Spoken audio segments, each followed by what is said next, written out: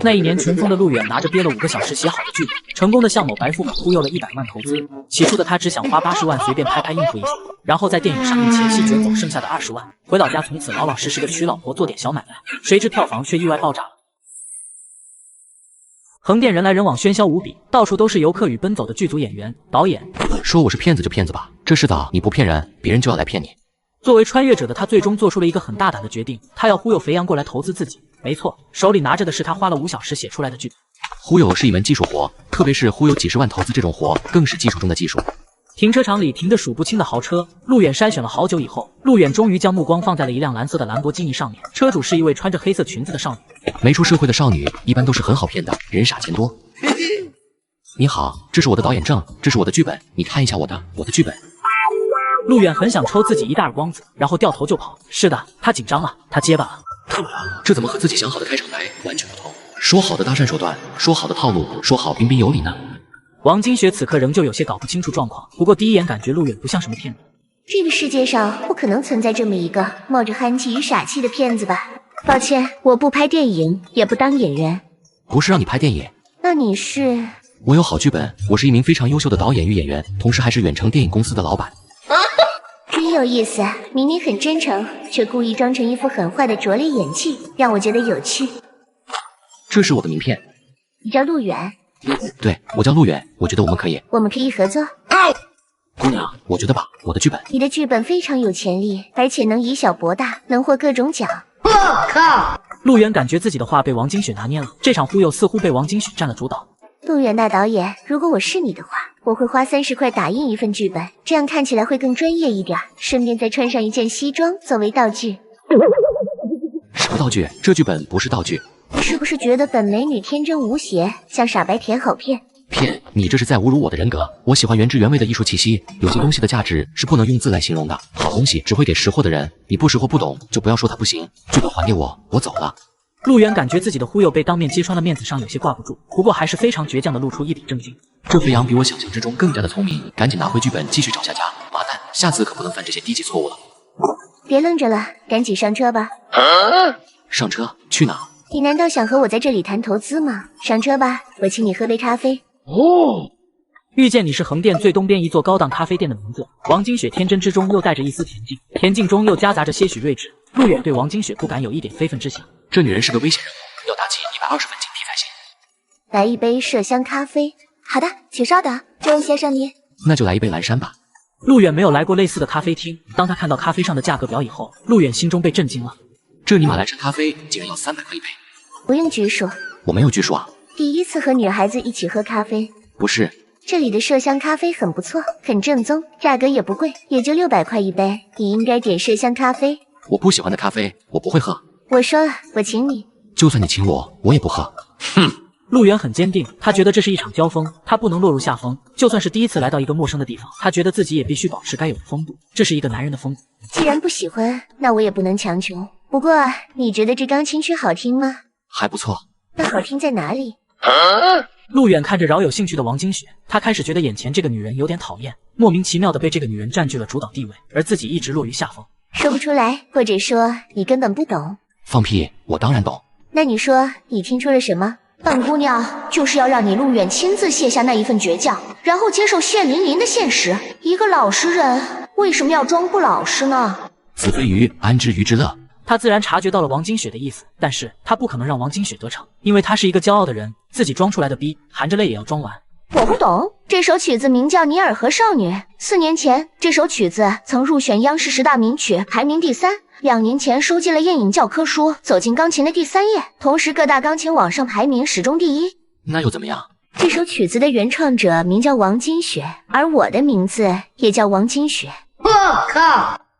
这样啊？这可不是什么好的回答，因为这不能代表你的内心。如果你真的懂，你可以说，你可以证明自己，你可以谈论专业知识。你不懂，我也不会笑话你，因为你是导演专业，而且你的剧本我扫了一遍，我有点兴趣。也许将来你是一位好编剧。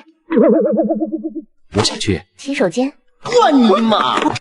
去洗手。为什么洗手？洗手能改变一些东西。能改变？改变什么？弹钢琴的时候会让我稍微认真点。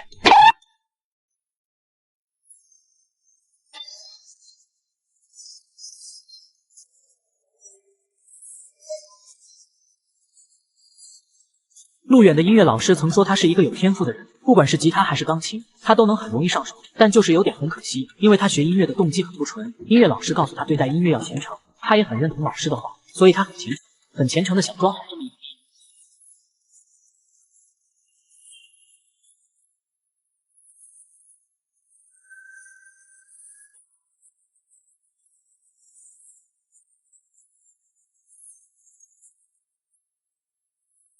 你居然会弹钢琴，能告诉我这首曲子叫什么名字吗？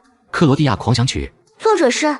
如果你没有听过这首曲子的话，那么这首曲子的作者名叫陆远，陆地的陆，远方的远。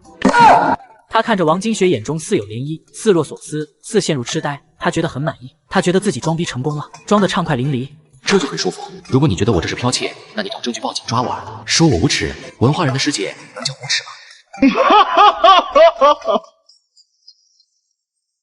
穿越平行世界，为了忽悠傻白甜小富婆投资我的电影，我便在咖啡厅装杯弹了一首《克罗地亚狂想曲》，此事引得台下众人纷纷起哄，再来一首。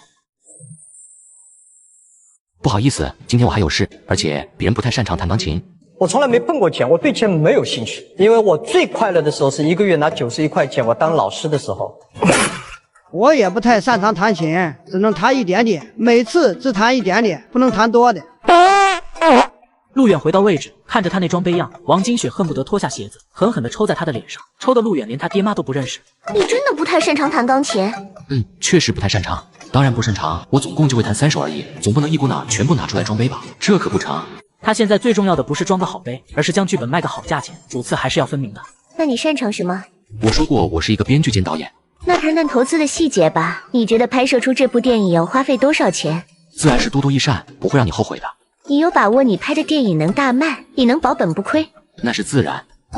你很有自信？自信从来都不存在的，我压根就不懂现在的行情与电影，拿到一笔钱就行，至于赔不赔的，关我鸟事。我要提醒你，现在电影市场很萧条，80%的电影都是赔钱的。当陆远听到80%的电影都是赔钱这句话以后，陆远反而心中非常安心了。大家都赔钱，我也不能离经叛道，所以亏的也是情有可原，对吧？谁让现在行情就这样的？100万吧，我投资100万。此时陆远目光有些呆滞，王金雪看着卡里冰冷的100万，陷入了迷茫。100万拍一部电影，成本确实是太小了，很难拍出一部好电影。但是我现在能用的钱不多，只有100万了。陆远微微在颤抖，他原来只想忽悠个20万就跑路，没想到竟然忽悠到了100万。他突然觉得自己要发财，他想起了那一年傍晚他在夕阳下奔跑，那是他逝去的青春。以后夕阳下也能开着车疾驰了，不用再用脚跑了。你能拍出来吗？要不我再找人借点。你相信才华吗 ？What？ 100万配上我的才华，足够让这部电影发光了。多写信你一回，把合同拿出来吧。拉投资，你没准备好合同吗？我准备好了，就放在公司里，而且很详细。你给我一个手机号，我明天拿给你。不用这么麻烦，我跟你一起去公司拿吧。难道不可以吗？作为投资人，我想我有资格参观你合同上的公司确认吧。陆远慌了，公司？他特么的连饭都吃不上的人，哪里来的公司？他撒了一个谎。公司关门了，钥匙落在公司里了，而且前台小妹已经下班回家了，要不明天吧。王金雪眼眸闪过一丝深意，同时嘴角微微露出些许弧度，还挺倔强，突然有点期待明天这个男人到底会带给我怎样的惊喜。那好，明天9点钟你打我电话。王金雪离开，陆远莫名有些惆怅，他觉得人生倒霉的时候喝凉水都要塞牙缝，自己现在去哪里找公司？先生，2杯咖啡外加一些甜点，一共1200块，你还没有付款哦。我靠！1200，这是一个多么令人心惊肉跳的数字啊！陆远相信，如果自己有心脏病的话，自己估计立马就抽过去。我怎么觉得是我被骗了？果然，越漂亮的女人就越会说谎话嘛。现在还剩下11个小时左右，这时间自己能做什么呢？装杯真是一种大恶习。他发现自己已经踏上了不归路，大话都说出去了。如果现在自己收回来，那该多没面子啊！他真不甘心。这地方那么偏僻，旺铺这俩字真讽刺。虽说这铺子万年租不出去，但却是别人做过金融以后留下来的，而且还有几台可以使用的电脑，凑合着打扫一下也勉强算个办公室了。于是陆远斥3500巨资租了1个月，公司算是有了，现在还剩下工作人员。陆远兜兜转转又回到了横店剧组。你想一夜成名吗？你想成为大明星吗？我是一名导演，但是我现在缺一名好演员。我觉得你挺符合我剧本里一个角色的，有兴趣来吗？我观察你已经好久了，所有的群众演员当中，只有你有那种气质。你的演技非常不错，我想深入了解一下你，毕竟每个人都有每个人的特色。来人啊！这有个骗子，大骗子！他高估了自己的骗术，也低估了这些横店龙套少女们的智商。毕竟现在社会上的真正的傻白甜真的很少，所以陆远差一点就被当成了骗子，送进了局子里接受审判。按照约定，王金雪再过2个小时就要来了，再是最后一次吧。你叫陆远，是远程公司的总经理。我对你的剧本没有任何兴趣，对你的试镜考验更没有兴趣。要不这样吧，你帮我扛一下行李，然后先在你公司放几天，我就帮你充当一下前台与门面，或者你所谓的秘书也是可以的。你看这样可以吧？好的好的，没问题。这一堆都是你的行李，你确定这不是搬家或者迁徒？你这么一个大男人，忍心我这个柔弱的女孩子扛这么多行李而无处安放吗？你真的忍心吗？我就不信你这样的大男孩没有妹妹。我尼玛！赶紧闭嘴吧！你这个老二次元，我刚才答应的是搬行李箱，而不是帮你搬家。这么多行李，你忍心让我一个人吗？陆远哥哥，你帮我没有坏处的，也许会有惊喜啊！相信我，好吗？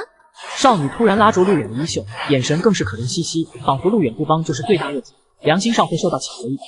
别这样，我扛还不行，松开手，别这么拉拉扯扯，这不成体统。麻蛋，100万，为了100万拼了。等下知道该怎么说话了吧？知道啦。不过你的合同也太简陋了，一眼就能看出是假的。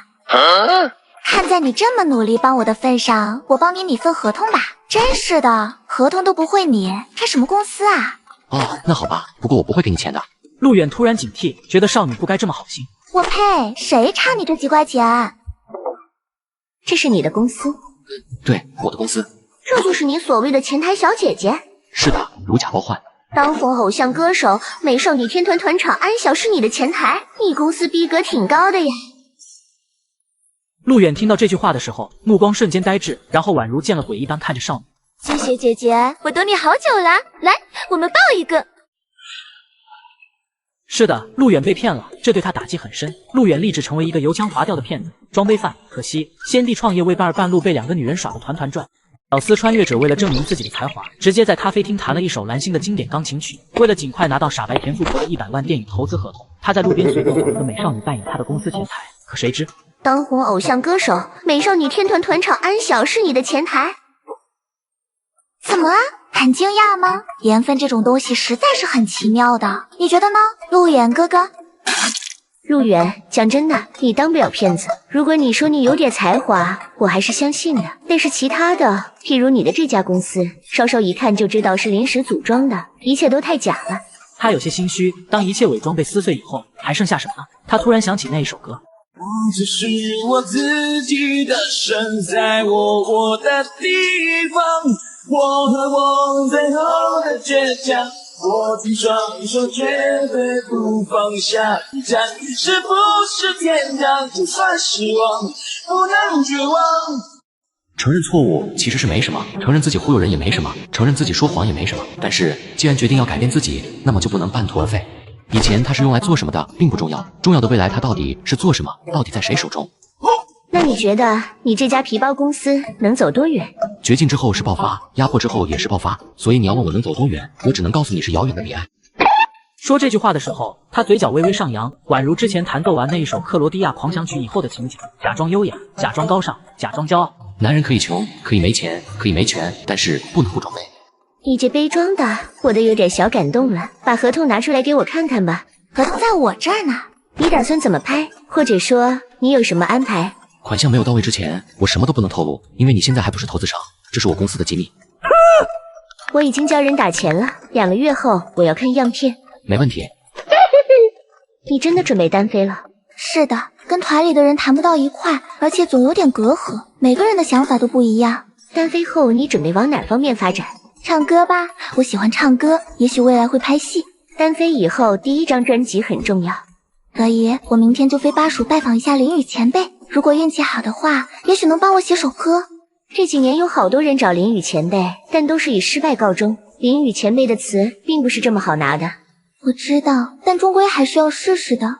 签完合同以后，陆原本打算等2人离开以后立马去银行检验，但是很无语，这2人并没有离开的意思。出于礼貌，他也不能赶人家走。陆远，我听金学姐说你的钢琴谱曲非常厉害，我的新专辑你不考虑帮我谱一段钢琴曲吗？你谱曲，金学姐弹。我其实并不擅长。你不是谦虚的人，所以不要用这种不擅长来恶心人。我说谎话不信，我说实话你也不信。我问你，《克罗地亚狂想曲》是你谱的吗？是的。虽然很虚伪，但他还是承认了，因为在心中，他已经向某位大钢琴家已经道歉 N 次了，也自我批评 N 次了。你知道为什么我这么轻松就给你打了100万吗？剧本好。当然不是，就算剧本再好，我们之间不是很熟。虽然我不缺这100万，但也不会随便交出去的。而且我查过你的履历以及你的那张导演证，至于履历与导演证的真假，我就不说了。那是为什么？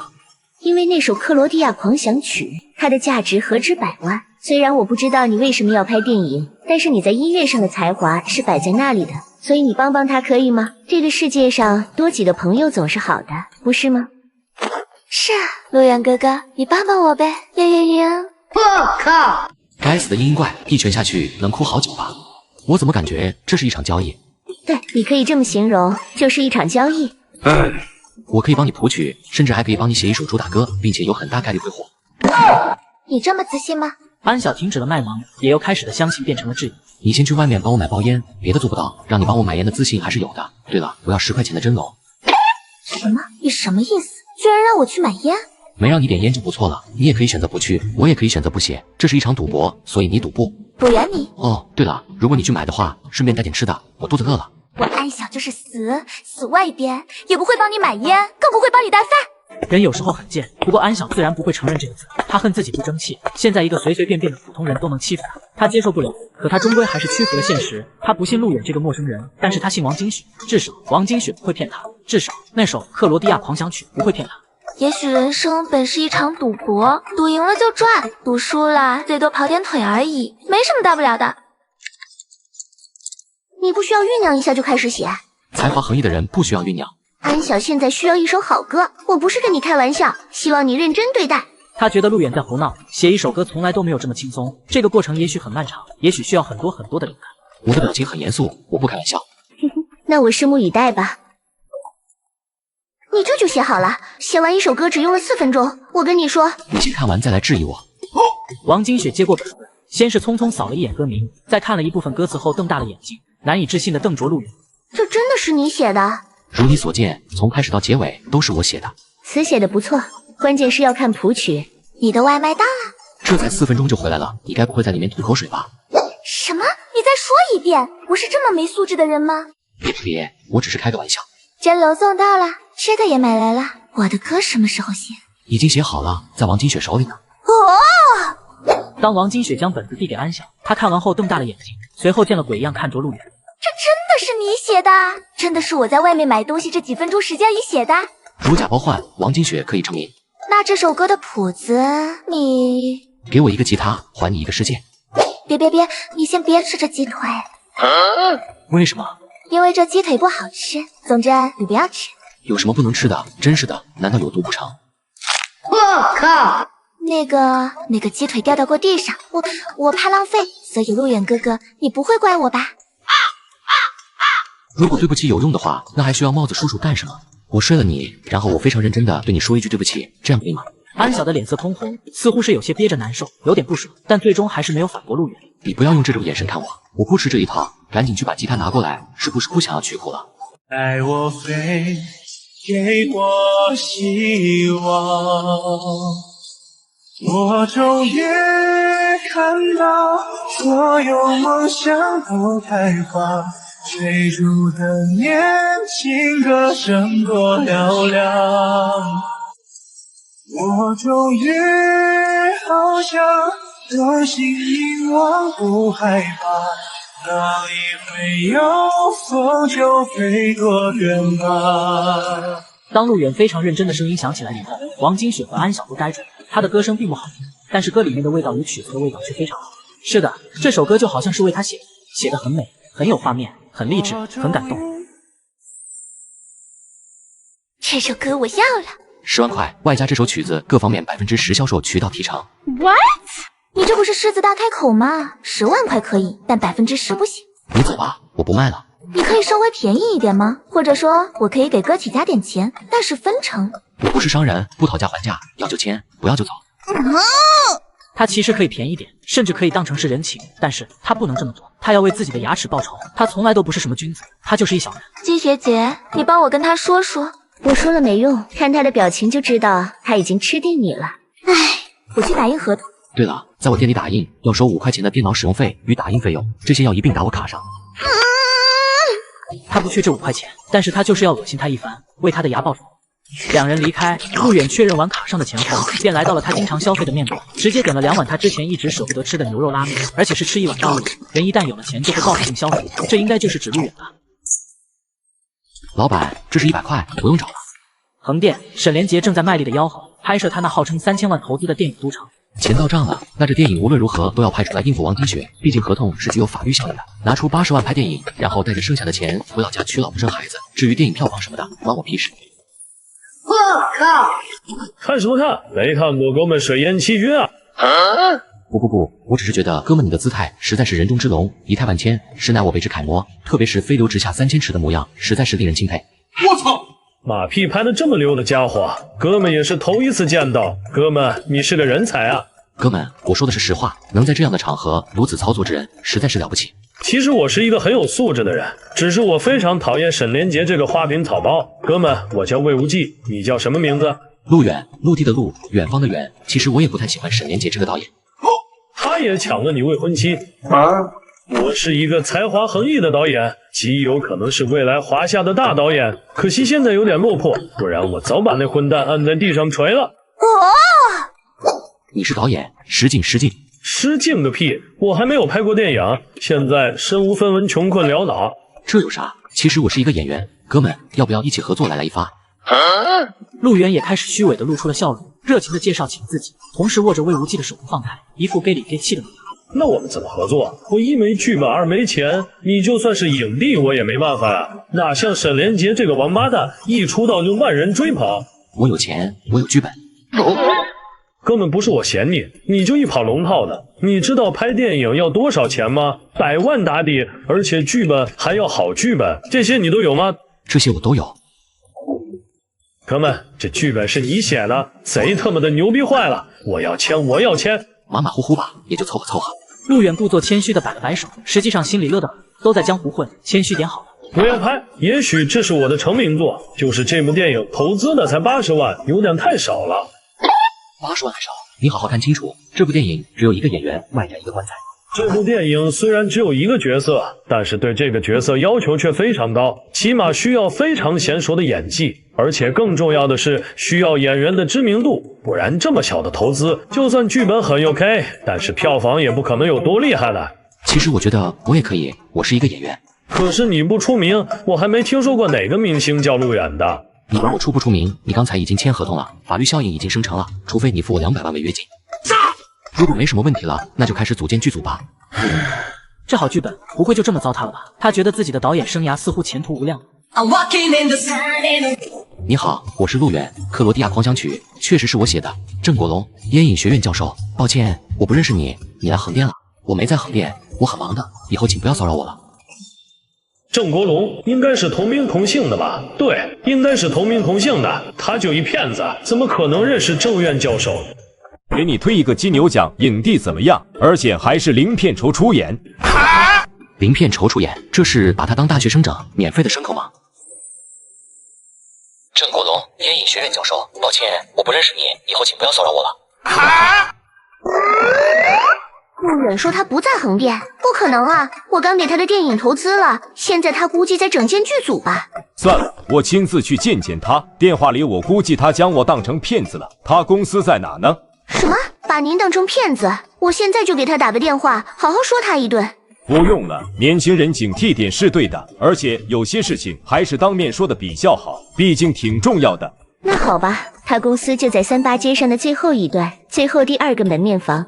你们真要拍电影，而且总投资只有80万。对的，现在就差你这个化妆团队和拍摄团队了。拍电影可不是什么容易的事情，80万的投资很难拍出好电影。两人是多年好友，魏无忌在电话里把剧本吹得天花乱坠，问到资金时更是中气满满。不过来之后，当得知总投资只有80万，演员就陆远一个，导演还是被赶出家门的魏无忌，李青心情瞬间就不好了。但凡总有例外。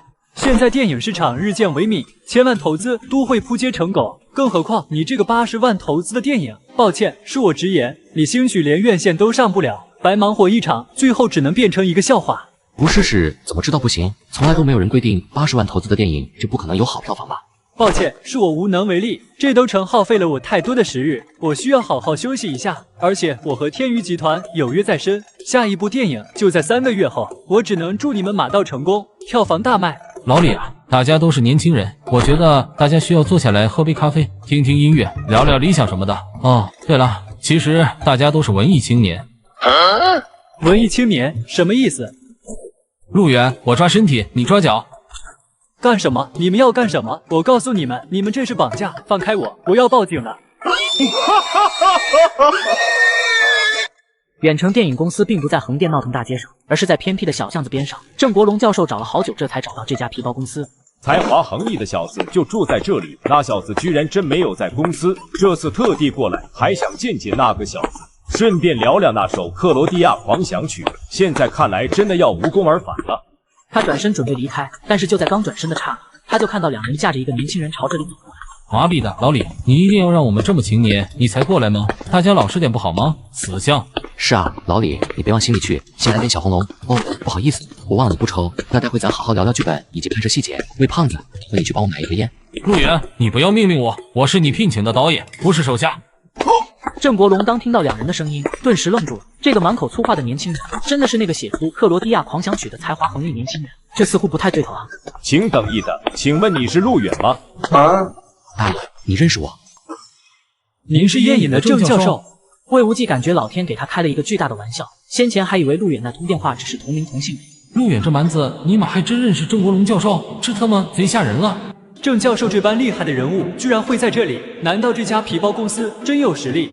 那个郑教授，我们刚才喂胖子，你还愣着干什么？赶紧去买烟啊！要华夏这个牌子的，咱不能怠慢了郑教授。别，我不抽烟，而且我也不喜欢有人在我面前抽烟。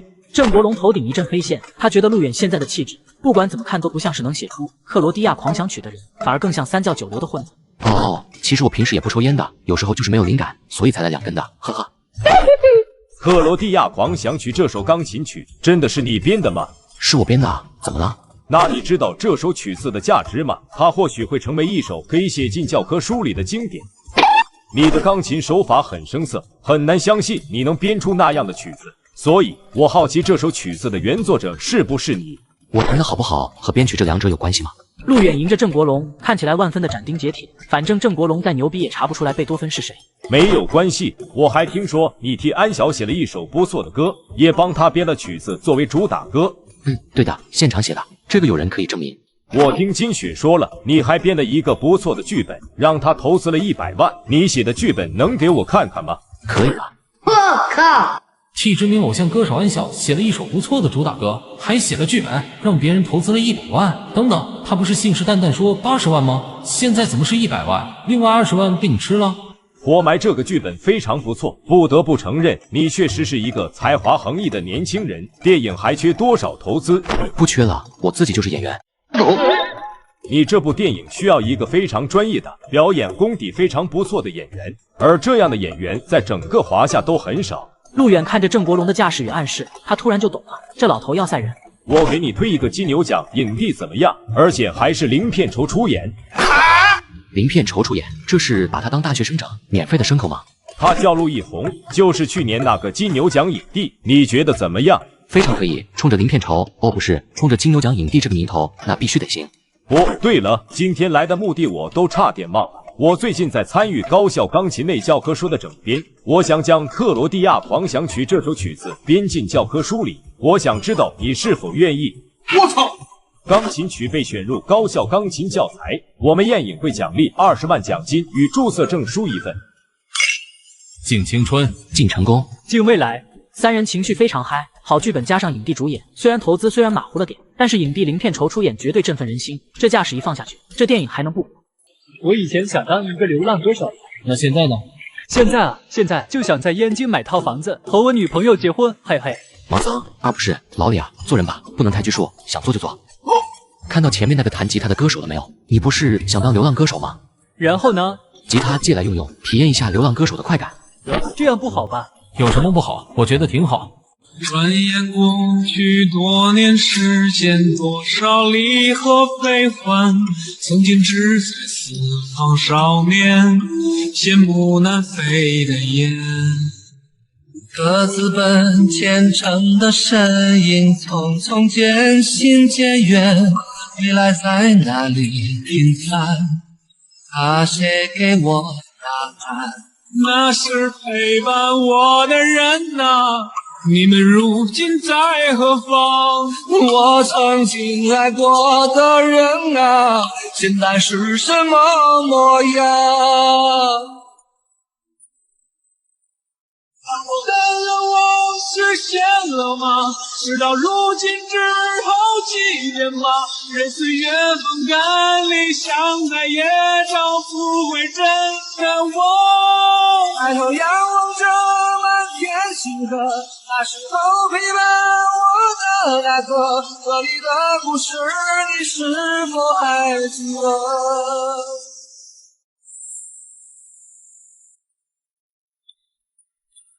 你酒醒了，以后不要喝酒了。我怎么在这里？是你把我送到这里来？是的。那个，你怎么会遇到我？陆源有些茫然，他想象不到王金雪是怎么出现的。你确实有点才华，你的那首《老男孩》唱得不错，不过你以后还是不要去喝酒了。昨日凌晨，3名神秘男子发酒疯抢流浪歌手阿杰的吉他，其中1名男子疑似都城剧组摄影师李青。我靠！视频画质并不清晰，但是点击量却异常爆炸。终于在清晨8时左右，点击量竟然破了5万，直接将某明星的离婚事件给压了下来，排在了飙升榜第1位。视频里这个人就是陆远吗？唱的挺有感情的，嗓子也还不错。您觉得他有潜力？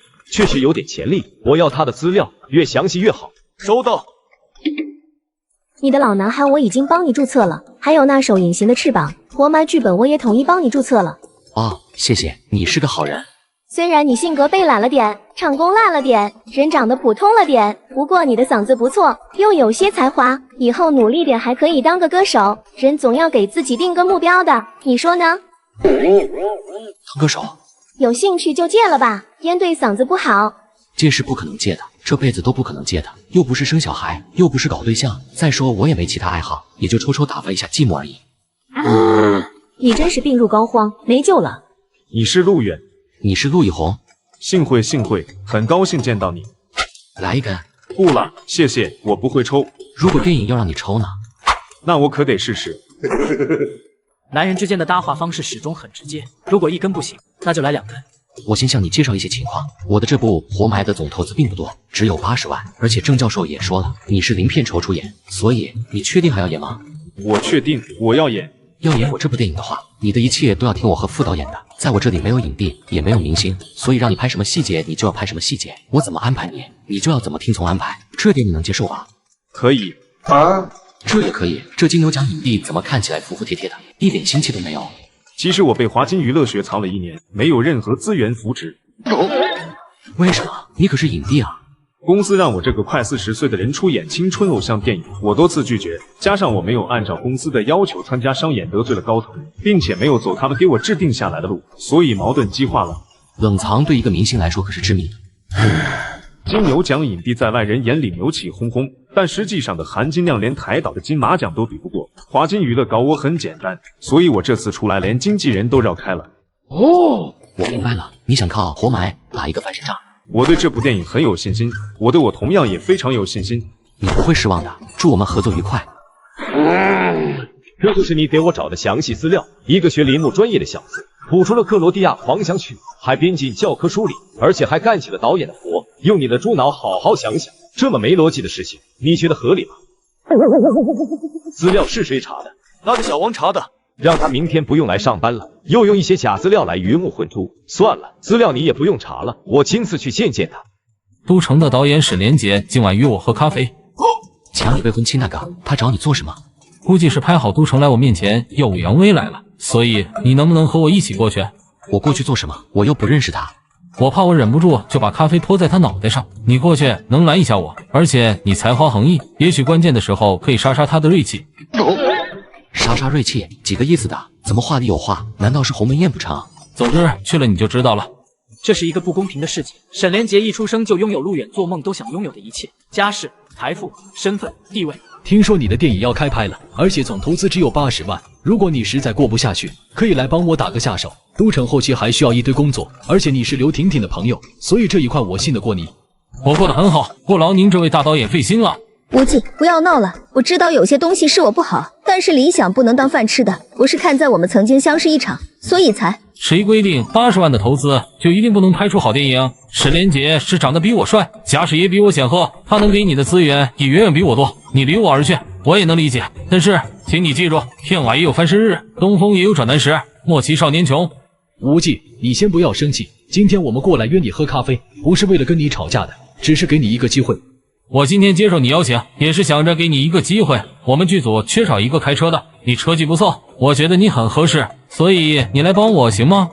乱你妈！沈哥，我就说了你好心当驴肝肺了。有些人就是这么没见识，不懂得把握机会的。我们走吧。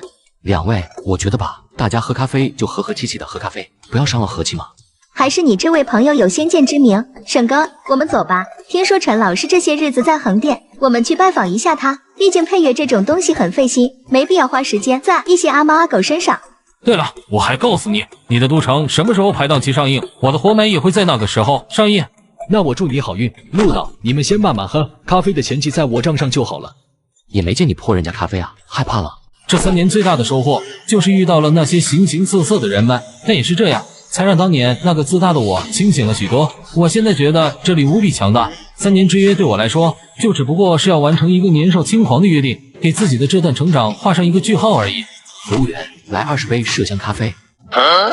被人装逼了，我很不爽，所以要先收点利息。反正沈连杰临走时说都记他账上，600块的麝香咖啡，我喝一杯倒一杯。陈老师，你怎么在这里？我还想着去拜访您呢。啊，小沈啊，你也在这里啊？是啊，陈老师，您现在有空吗？我想请您。不好意思，我现在要去见一个人。您见谁啊？那我陪您吧。一位才华横溢的年轻人，我刚得知他现在就在这家咖啡厅里。年轻人，自我介绍一下，我叫陈冠雄，你可让我找了好久，这一路打听你的消息，可让我把你找到了。魏无忌3人听到这句话，心中满是震惊。陈冠雄是一位音乐人，同时是圈内最出名的几位编曲家之一。圈内一直流传着一句话：林雨的词，冠雄的曲，杨平的舞，赵寇的笛。这一句话可见他在圈内的地位是有多么的尊贵。可惜陆远这种小人物从来都不可能认识陈冠雄。几个月前，张彤托我写一首电影插曲，我一直没什么灵感，不过在听了你那首《老男孩》以后，我觉得非常合适，所以我给他推荐了下，他也比较满意。所以我今天是为了这首歌而来。陈老师，您说的可是大导演张彤？是的，就是他那部投资了5000万的电影《地铁站》。我所有的播放量是你这辈子都没见过的吧？我有2000多万粉丝，天庭我都敢打，你拿什么跟我比？这新歌榜的第1我拿定了，玉皇大帝也留不住。我说的。是谁最酒策马我死后忘本东崖？是谁描曲神话？我是只谈笑风华。是谁高歌天下？我目送海角雨下。是谁拨乱丝发？我抽丝摸鱼不答。我终于看到所有梦想都开花，追逐的年轻歌声多嘹亮。我终于翱翔，用心凝望不害怕，哪里会有风就飞多远吧。今天说好的当绿叶，风头全部被你抢光了，我反而成了你的绿叶，你这个扮猪吃老虎的碉毛。话说，今天是安晓的新专辑发布会，我们要不要去看？没兴趣。你不是帮他写了一首歌吗？你不关注一下，你就不关心自己写的曲子会获得怎样的反响？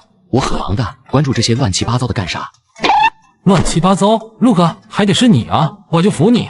一个新专辑的视频有什么好看的？反正按照合同上来，自己只要等着收钱就好了，一切顺风顺水的很。那可是安晓的现场采访直播，你不去，那我可自己去看了。安晓的采访视频可谓看点十足，有许许多多的大牌助阵，又有知名的主持人把控节目起，更有场外一些高端的抽奖送签名活动。很显然，天娱公司对这个单飞的美少女还是颇为上心的，对她的前途也是颇为看好。激动人心的时候到了，这是安晓的神秘好友2号吗？安晓要感谢的第2个人是个男孩子，该不会是安晓的神秘男友吧？不要啊，安晓小天使，你不要这样啊！喂，陆蛮子，你终于接电话了，在忙不？海城啊，你哪位 ？What？ 你不认识我吗？喂，信号不好，我挂了呀。啊？你听不出我声音吗？我没有钱，我也不需要贷款，更不需要买房买车，同时也没有女朋友，女性朋友也没有，我不相亲，所以以后这样的诈骗电话不要打过来了，我挂了。别，我不是骗子，我是安晓。安晓已经接近崩溃的边缘了，这要不是在直播，他都想臭骂陆远一顿。哦，对不起，你怎么有我号码的？是你给我的，你没存我号码。啊，那个我换手机了，号码都不见了。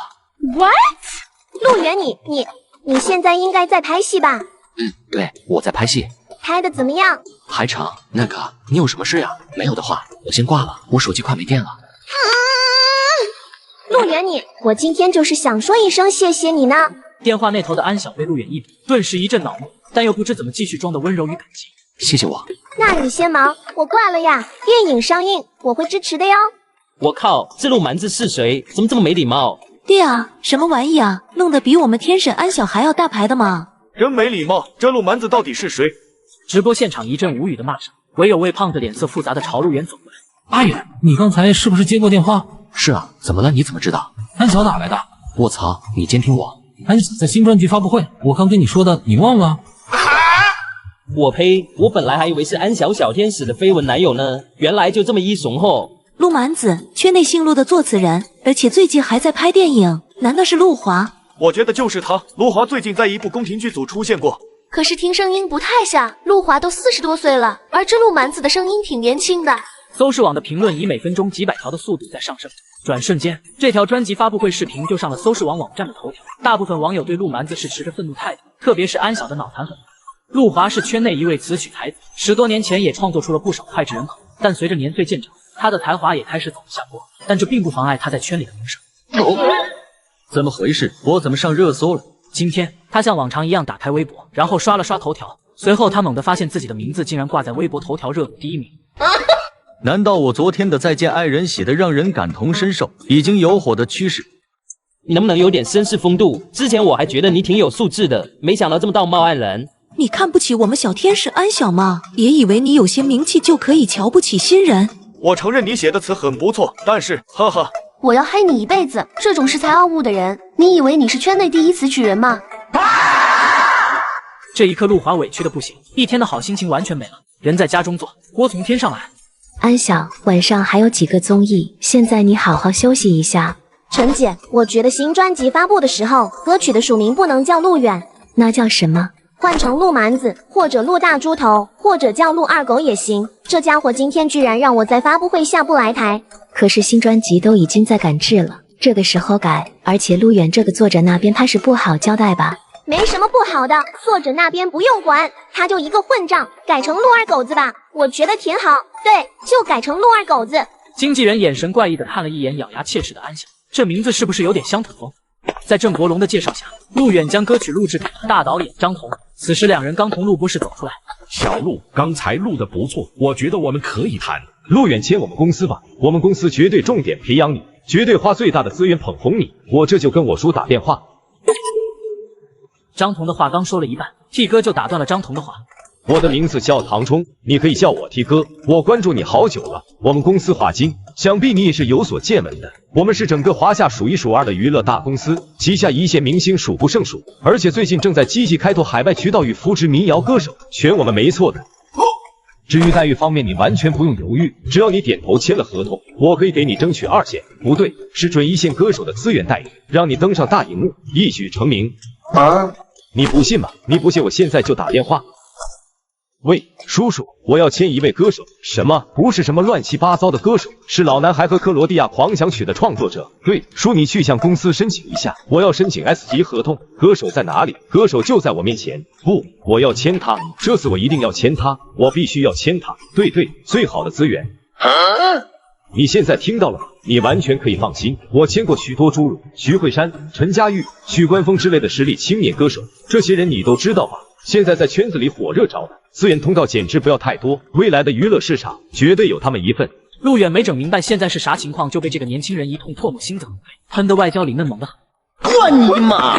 唐超，你不要忘了，我现在是跟天娱合作拍戏，如果你不懂礼貌的话，叫你叔叔教你。我是看在你叔叔的面子上，我才带你这个华金的人过来的。来之前你怎么跟我保证的？就看开，现在怎么着，要当着我的面抢人吗？张叔，抱歉呀，我不是这个意思，我就是激动。滚出去，立刻马上。好的，张叔，我这就马上滚。陆远，我在外面等你。朋友家的孩子。小陆，你不要介意，他这人从小就很混，你不要放在心上。张导，没事。陆远摇摇头，并没有多大的不爽，他只是觉得这会有点奇葩而已。那就好，下面我们来聊聊这首老男孩的使用权合同吧。真是该死，方丈进去了，我肚子里的也快3个月了。早知道当初我就把他那16万的袈裟顺走了。现在眼前这个相亲对象一点实力都没有，连当备胎的资格都没有，我必须要尽快换一个，不然就来不及了。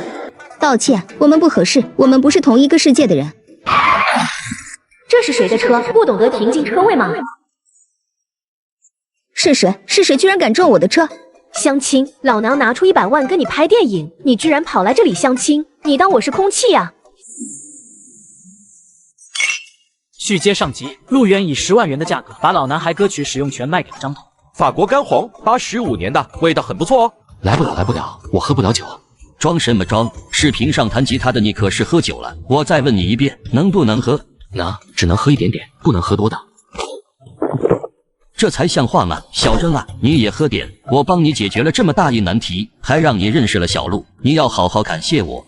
是的，的确要好好感谢老爷子。老爷子，我敬你一杯。小陆啊，我也敬你一杯。那啥，老爷子，我也敬你们一杯。还有阿远，我已经准备好 S 级合同了，要不今天趁着大家都这么开心，直接签了。我们华金真的不错。签什么签？唐超，滚一边去吃你的脚！扫什么兴？你傻子吗？我签了也没用。我实话告诉你吧，其实我真唱不来歌，而且我真没多少创作才华的，我随时都会江郎才尽。明白，放心，我们会培养你的，我们有很好的培养团队，而且以你这样的嗓子语。立刻马上，现在就给我滚出去！唐冲正要再扯华金公司，他却听到张彤再次猛拍桌子。他知道事不过3的道理，现在只能露着尴尬表情坐在另一边继续喝着酒。不知怎地，他觉得这酒越喝越苦。老爷子，不好意思，我去接个电话，你们先喝，我一会就来。喂，老妈，怎么了？有事吗？安远，你隔壁家的陈叔帮你介绍了一门亲事，女方家庭条件不错，要求虽然挺高，但女方长得挺标致。你整理一下，滚回来相亲，别整天鬼混了。你陈叔为了这门亲事可是托了好些人的。女朋友打来的？不是，我妈打来的，催我回去相亲。家里叫你相亲，小六，你还没对象？我有个孙女，就在这横店附近，我可以介绍你们认识一下。我靠！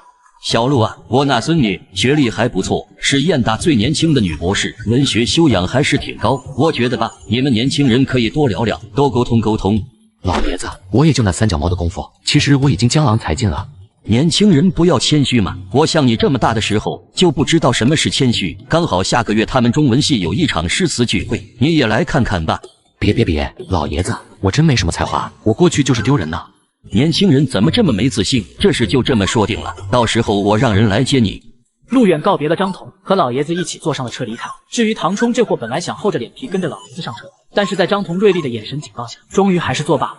张叔，我知道我今天做的不地道，但是你也得为我考虑一下呀。我如今在华金的地位不稳固，这陆远实在很有潜力，所以我才愿意花心思。小唐啊，你的心思我知道，但是你不够分量。这是什么意思？我听不懂。你要记住，有才华的人一般都是骄傲的，能在这么短时间内创出隐形的翅膀。老男孩和克罗地亚狂想曲的人，绝对不是现在的你能牵得动的。隐形的翅膀？难道陆蛮子就是陆远？那陆华岂不是替陆远背了锅？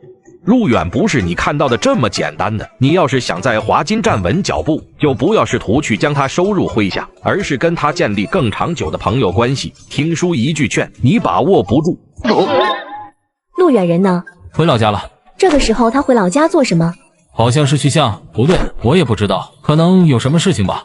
相什么？没，我也不知道，他没告诉我，就是说离开2天。魏无忌，你不是一个会撒谎的人，实话告诉我，他抛下剧组去干什么了？我不想再问第2遍。听说是去相亲了，我不懂他是不是随口说的，你可别跟他说是我告诉你的。好一个陆远，我有钱有身材，追我的人从这里排到了欧洲，我拿出100万出来跟你玩，你居然跑回家相亲去了，你当我是空气呀？相亲就是双方父母知根知底，然后男女双方觉得还行，于是就这么顺理成章的过了一辈子。虽然算不上轰轰烈烈，但也不否认有幸福美满的一生。相亲地点就在老家县城的一家咖啡店，陆远早早就坐在那里等待相亲对象的到来。对了，他还点了一杯12块钱的蓝山咖啡。妈的，都迟到半个小时了，怎么还没来？你好，我叫陆远，是你的？急什么？我拐个弯就到了，催什么催？你好，大姨，请问陆远在这里吗？你好，你好，请问你是？我是陆远的朋友。陆远现在没在家里，你要不先坐会，我给陆远打个电话。不用了，陆远现在在县城里吧？是的，不过他现在可能在忙。是在相亲吗？啊？你怎么知道？陆远他自己说的呢。大姨，那我去县城逛逛，回头过来玩呀。你要不先留下来吃顿饭吧，我给陆远打个电话。不用了，阿姨，我已经吃过了。你叫陆远？你是刘玉吗？陆远，我的家庭背景你知道吧？刘玉并没有跟陆远搭话，而是嘴角微微向上扬，露出些许贵气，同时整个人在陆远看起来有那么一点点居高临下的风度。算是知道吧。你人长得还行，比较耐看，外观勉强合格。对了，你家里有车吗？暂时没有。那你家里有房吗？房子是有的，在乡下那边有一层。只有1层，装修了吗？没，如果以后有需要的话，会盖上去。陆远温声看着刘玉，丝毫没有为他话中的咄咄逼人而觉得生气。你抽烟吗？是的，你要来一个吗？来之前，他老妈反复叮嘱了好几次，说让他不许抽，不要给人家女方留下不好的印象。不过现在看到相亲对象是这个女的，他也释怀了，于是放下了不抽的伪装。我不喜欢抽烟的男人，特别是抽白真龙的男人，因为只有才会抽。刘玉的声音已经不再掩饰自己对陆远的厌恶。介绍人说你是一个老实人，我怎么看都不像。我确实挺老实的呀，至少我不骗人，我说的都是真的。你有多少存款？存款现在能用的没多少，不过以后会有很多。以后是什么时候？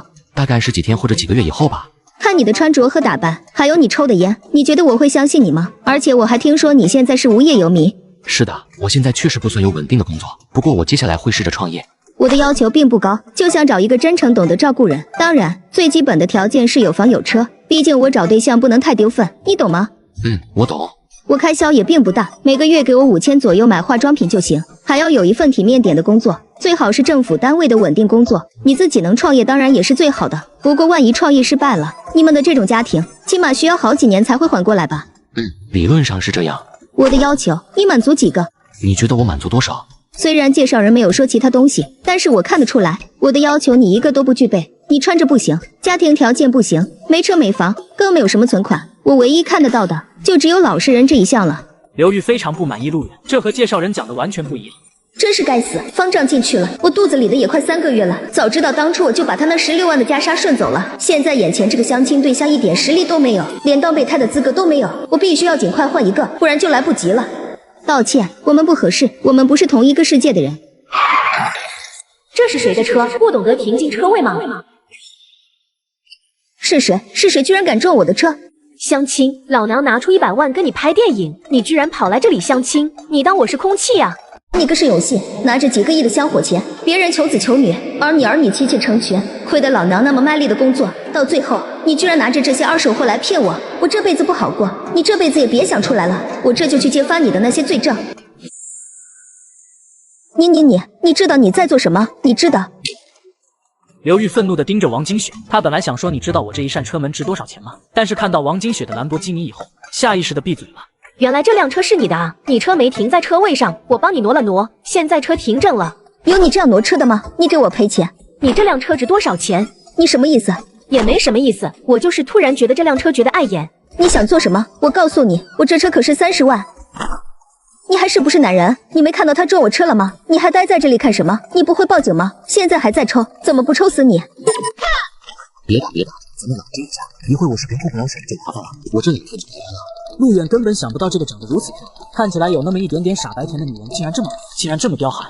她也是你能骂的，陆远，你怎么跟这种东西相亲？你瞎了吗？而且还装什么斯文？陆远无奈之中又带着无语的看着王金雪，本来好好的装逼打脸环节，确实被装逼，也确实被打脸了，可是跟自己没啥关系了。你怎么来了？还有，你是怎么找到这里的？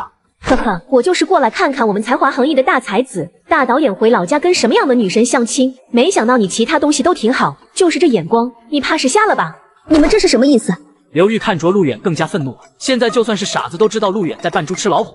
没什么意思，就是觉得你很没品。你的手镯是 KX 系列第3款，也是前几年因为瑕疵太多，最后打对折卖的那款系列吧，标价3万，实际上也就3000而已。你的这件衣服全身搭配，包括你的包，都是最大商行京都的淘汰打折款，实际上一身装扮加起来3000块都不到。还有你的车，车镜旁我看到补漆，再看名牌边上的日期，是前几年的老款了，而且是2手翻新款，你还30万，呵呵，10万都没人买。好你个是有戏，拿着几个亿的香火钱，别人求子求女，而你儿女妻妾成群，亏得老娘那么卖力的工作，到最后你居然拿着这些2手货来骗我，我这辈子不好过，你这辈子也别想出来了，我这就去揭发你的那些罪证。你口味有点独特啊。喜欢2手货还是喜欢养别人的孩子？你没看到他走路的方式和小腹吗？我靠！你电影拍到一半人跑了是什么意思？你想违约吗？我就是请假而已。行了行了，赶紧上车，回公司给我拍戏去，别整天在外面跟一些残花败柳鬼混。你们不能走，我的车，你们放心，待会会有人提前过来把你车砸了的，保证砸成废铜烂铁。陆远，我刚才没有骂你的意思，我那钱我不要了，你陪我继续相亲好吗？刘玉听到了两人的对话，顿时明白陆远可能也是什么了不得的人，于是连忙脸色变了。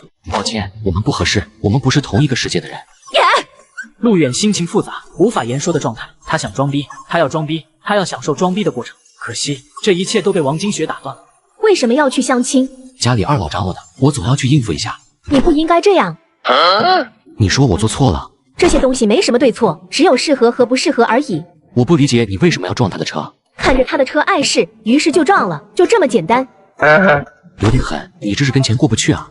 这个我承认，但我主要是让你认清楚一个事实，这种女人真配不上你。这我知道，我又不是傻子。其实你……我并没有觉得我做的东西很多余，我看到他在你面前趾高气扬，一副多了不起的样子，我就觉得不舒服。我觉得你不舒服的解决方式很粗暴，不能提倡，而且他针对的是我，不是你，而且我们是有素质的人。素质跟你有关系，我不是一个暴力的人，但是我很护短，谁都不能欺负我的人。我投资了你的电影，所以你就是我的人，我至少不能让你在拍电影时候受委屈，不然电影拍不好，亏了钱怎么办？我会拍好这部电影的，不会让你失望的。那挺好，以后不要拍到半路就跑来相亲了。你接下来有什么打算？我去过剧组，魏无忌说电影只需要1个星期左右就能拍好了。打算？没什么打算。不准备签经纪公司吗？或者娱乐集团公司？你的嗓子和才华不唱歌很浪费。不浪费的，我其实没拿天赋。当初我怎么会被你用一个剧本给骗了100万投资？真让人想不通。因为我是一个很真诚的人。你骗人的时候眼神非常真诚，同时声音语气包括动作方面都异常令人信服，让人挑不出任何破绽，这点算是进步了不少。但是你同时还会掏烟抽，而且用2根手指握着烟，看起来骚包的不行，让人很想打你。我靠！骚包这2个字是形容我的吗？难道我忽悠人的时候就会掏烟？陆远想了想，好像还真是那样。想到这的时候，他突然觉得有些憋，很无语，很不舒服。而王金雪看着陆远那一脸想反驳，却又找不到话语反驳的样子，顿时又笑了起来。他就很喜欢看陆远吃瘪的样子，也不知道为什么，就是感觉很爽。这混账玩意竟然抛下剧组去相亲，脑子绝对有坑。陆远，老爷子很看重你，一早就吩咐我，如果你不来的话，就让我来接你。感谢老爷子，但是能让老爷子看重很不容易。我觉得年轻人应该是年少轻狂的时候，不应该拘束和谦虚。你的克罗地亚狂想曲我听过，非常了不起。听闻燕大音乐系的几个教授对这首曲子的评价非常高，好像他们也想见见你。这次他们也会来？这倒不会，这次是诗词界的文人聚会，他们音乐界不会参与的。这是邀请函，一会你可以凭借此函直接进去。你不一起进去？那里不是什么人都有资格进去的。那我这是？你是老爷子再三邀请的人，如果你都不够资格的话，那还有谁够资格呀？陆远本来以为诗词会的人应该并不多，也就寥寥数十个文人而已，但没想到进来以后却是人山人海。看来这个世界的文化还挺盛行，就是不知道水平如何，有没有李白诗仙级别的存在。兄弟，你也是来撞运气的。自我介绍一下，我叫李东强，是燕大中文系的学生，专修古文诗词一类。你好，你好，我叫陆远。兄弟，我看你有点眼生，你第一次来的吧？不认识路？对，我确实是第一次来。那边有一个考题，主考官是我们燕大的王明阳教授。王明阳教授非常严格，基本上排队的都会被刷下来的，所以我们不要去那里。东门也不行，东门是女孩子排队的地方。那应该去哪里？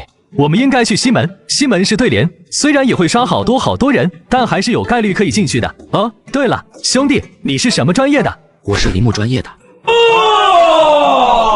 哥们牛逼啊！林木专业的都有自信来这里碰运气。哥们，看在你这么有自信和勇气的份上，我带你去对联那里撞运气，带你看看什么叫文人墨客。我本来以为西门的对联稍微简单点，没想到也这么难。这都一上午了，一个对出下联的都没有。我觉得我对的挺工整的，为什么还是不行？到底真正的下联是什么？难道今年又没人对得出来了？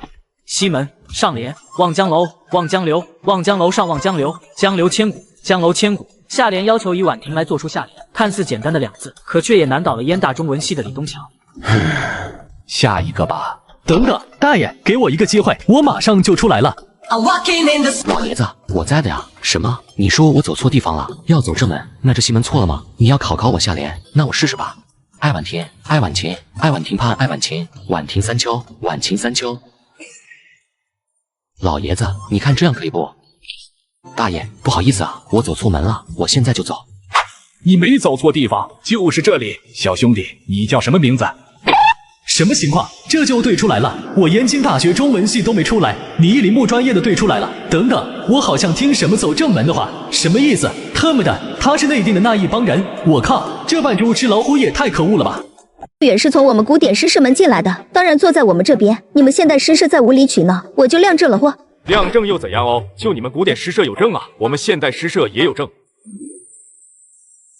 陆远，你居然是里面受邀的成员，你瞒得我好苦。我的确是第一次来这里，不太认路。我现在有2张通行证了，给你1张。李东强看着陆远手中的另一张通行证，眼神有些贪婪。这对他来说代表着资格，代表着荣誉。就算回到宿舍里，这个也可以吹上3天3夜。最重要的是能够近距离看到燕大最美女神晨曦。我很想要，可是你给我也没用，毕竟这是老教授给你的。就算我拿着你的通行证进去，最后也会被赶出来的。你好，你就是陆远吧？刚才刘教授吩咐过了，他让你坐这里。陆远先生，你坐我们那边吧，你特邀通行证上面的位置就是我们那里的，陈爷爷为你专门留的。刀玉婷，你想要干什么？陆远是从西门对上对联进来的，当然应该坐我们现代诗社这边。沈荣，陆远是我们陈爷爷特地叫来的青年才俊，当然是坐在我们古典诗社。晨曦也是古典诗社的，有你们现代诗社什么事？刘教授刚才说了，陆远是从西门拿到的通行证，理应坐在我们现代诗社这边，这是诗词会成立至今的规矩。你们现在要破规矩吗？什么规矩不规矩的？陆远是拿着我们古典诗社从正门进来的，理应在我们这里。这人是谁呀？怎么之前没见过？不知道，应该是新人吧。他对出了刘老的对联，看榜嚣张的很啊。不对，他有陈老给的通行证了，为什么去刘老那里去对联？难道是专程来踢馆的？只有古典诗社通行证，居然还跑来现代诗社做对联，我长这么大还没见过这么嚣张的人。这个陆远确实有点真才实学，爷爷的眼光不会错的。我说他有才学，他就有。爷爷，一副对联不能说明什么，只能说明他并不是不学无术之人，有资格进入诗词会而已。在场这么多人，哪个不是才华横溢的？我知道你眼光极高，但他的那首克罗地亚狂想曲已经被编入教材里了，有空你去听一下，听完以后你就知道爷爷为什么对这个年轻人这么看重了。如果真有才华之人，在这次诗词会也会大放异彩的。如果他能在诗词会能进前3，我会考虑他的。你要求太高了，这个世界上很少有样样精通的男人，除非是天才。我觉得他足够优秀了，而且很谦虚，身上没有这些文人才子的桀骜。我的要求不会变，就算一辈子都遇不到，我也不会变的。孤独终老也挺好。这孙女什么都好，就是脑子坏了。这世界上哪里有才华横溢到这种地步的男人？这不是瞎扯淡吗？诗词会总共分为2派，古典诗和现代诗。现代诗拥护者觉得古典诗拥护者们迂腐不堪，只会知乎者也没有任何性；古典诗拥护者则是觉得现代诗拥护者们没有底蕴，诗写的没多少深度，而且又没有近代诗人那样的才华横溢，所以内容实在是无病呻吟的紧。2派每年都会在诗词会上争个你死我活，但每一年都是平分出色，除了后励之差外，基本上算打个平手。没办法，毕竟不管是古典诗还是现代诗，在历史上本身就是不分高下，真正分高下的也只有作诗人水平的区别而已。所以在这种情况下，两派里面多一个人，少一个人对他们来说都是两者必争的事情。而且陆远还对出了许久没人对出的对联，在这帮人眼里也是一个不可多得的人才。陆远，你说你现在有2张通行证，2个座位，你选择哪里？是啊，你选择哪里？是古典诗还是我们现代诗？此刻，刚才不管是嫉妒的还是不屑的，亦或者是看热闹的诗词会成员们都盯着陆远，等待着陆远的选择，气氛一度变得有那么一点点的尴尬。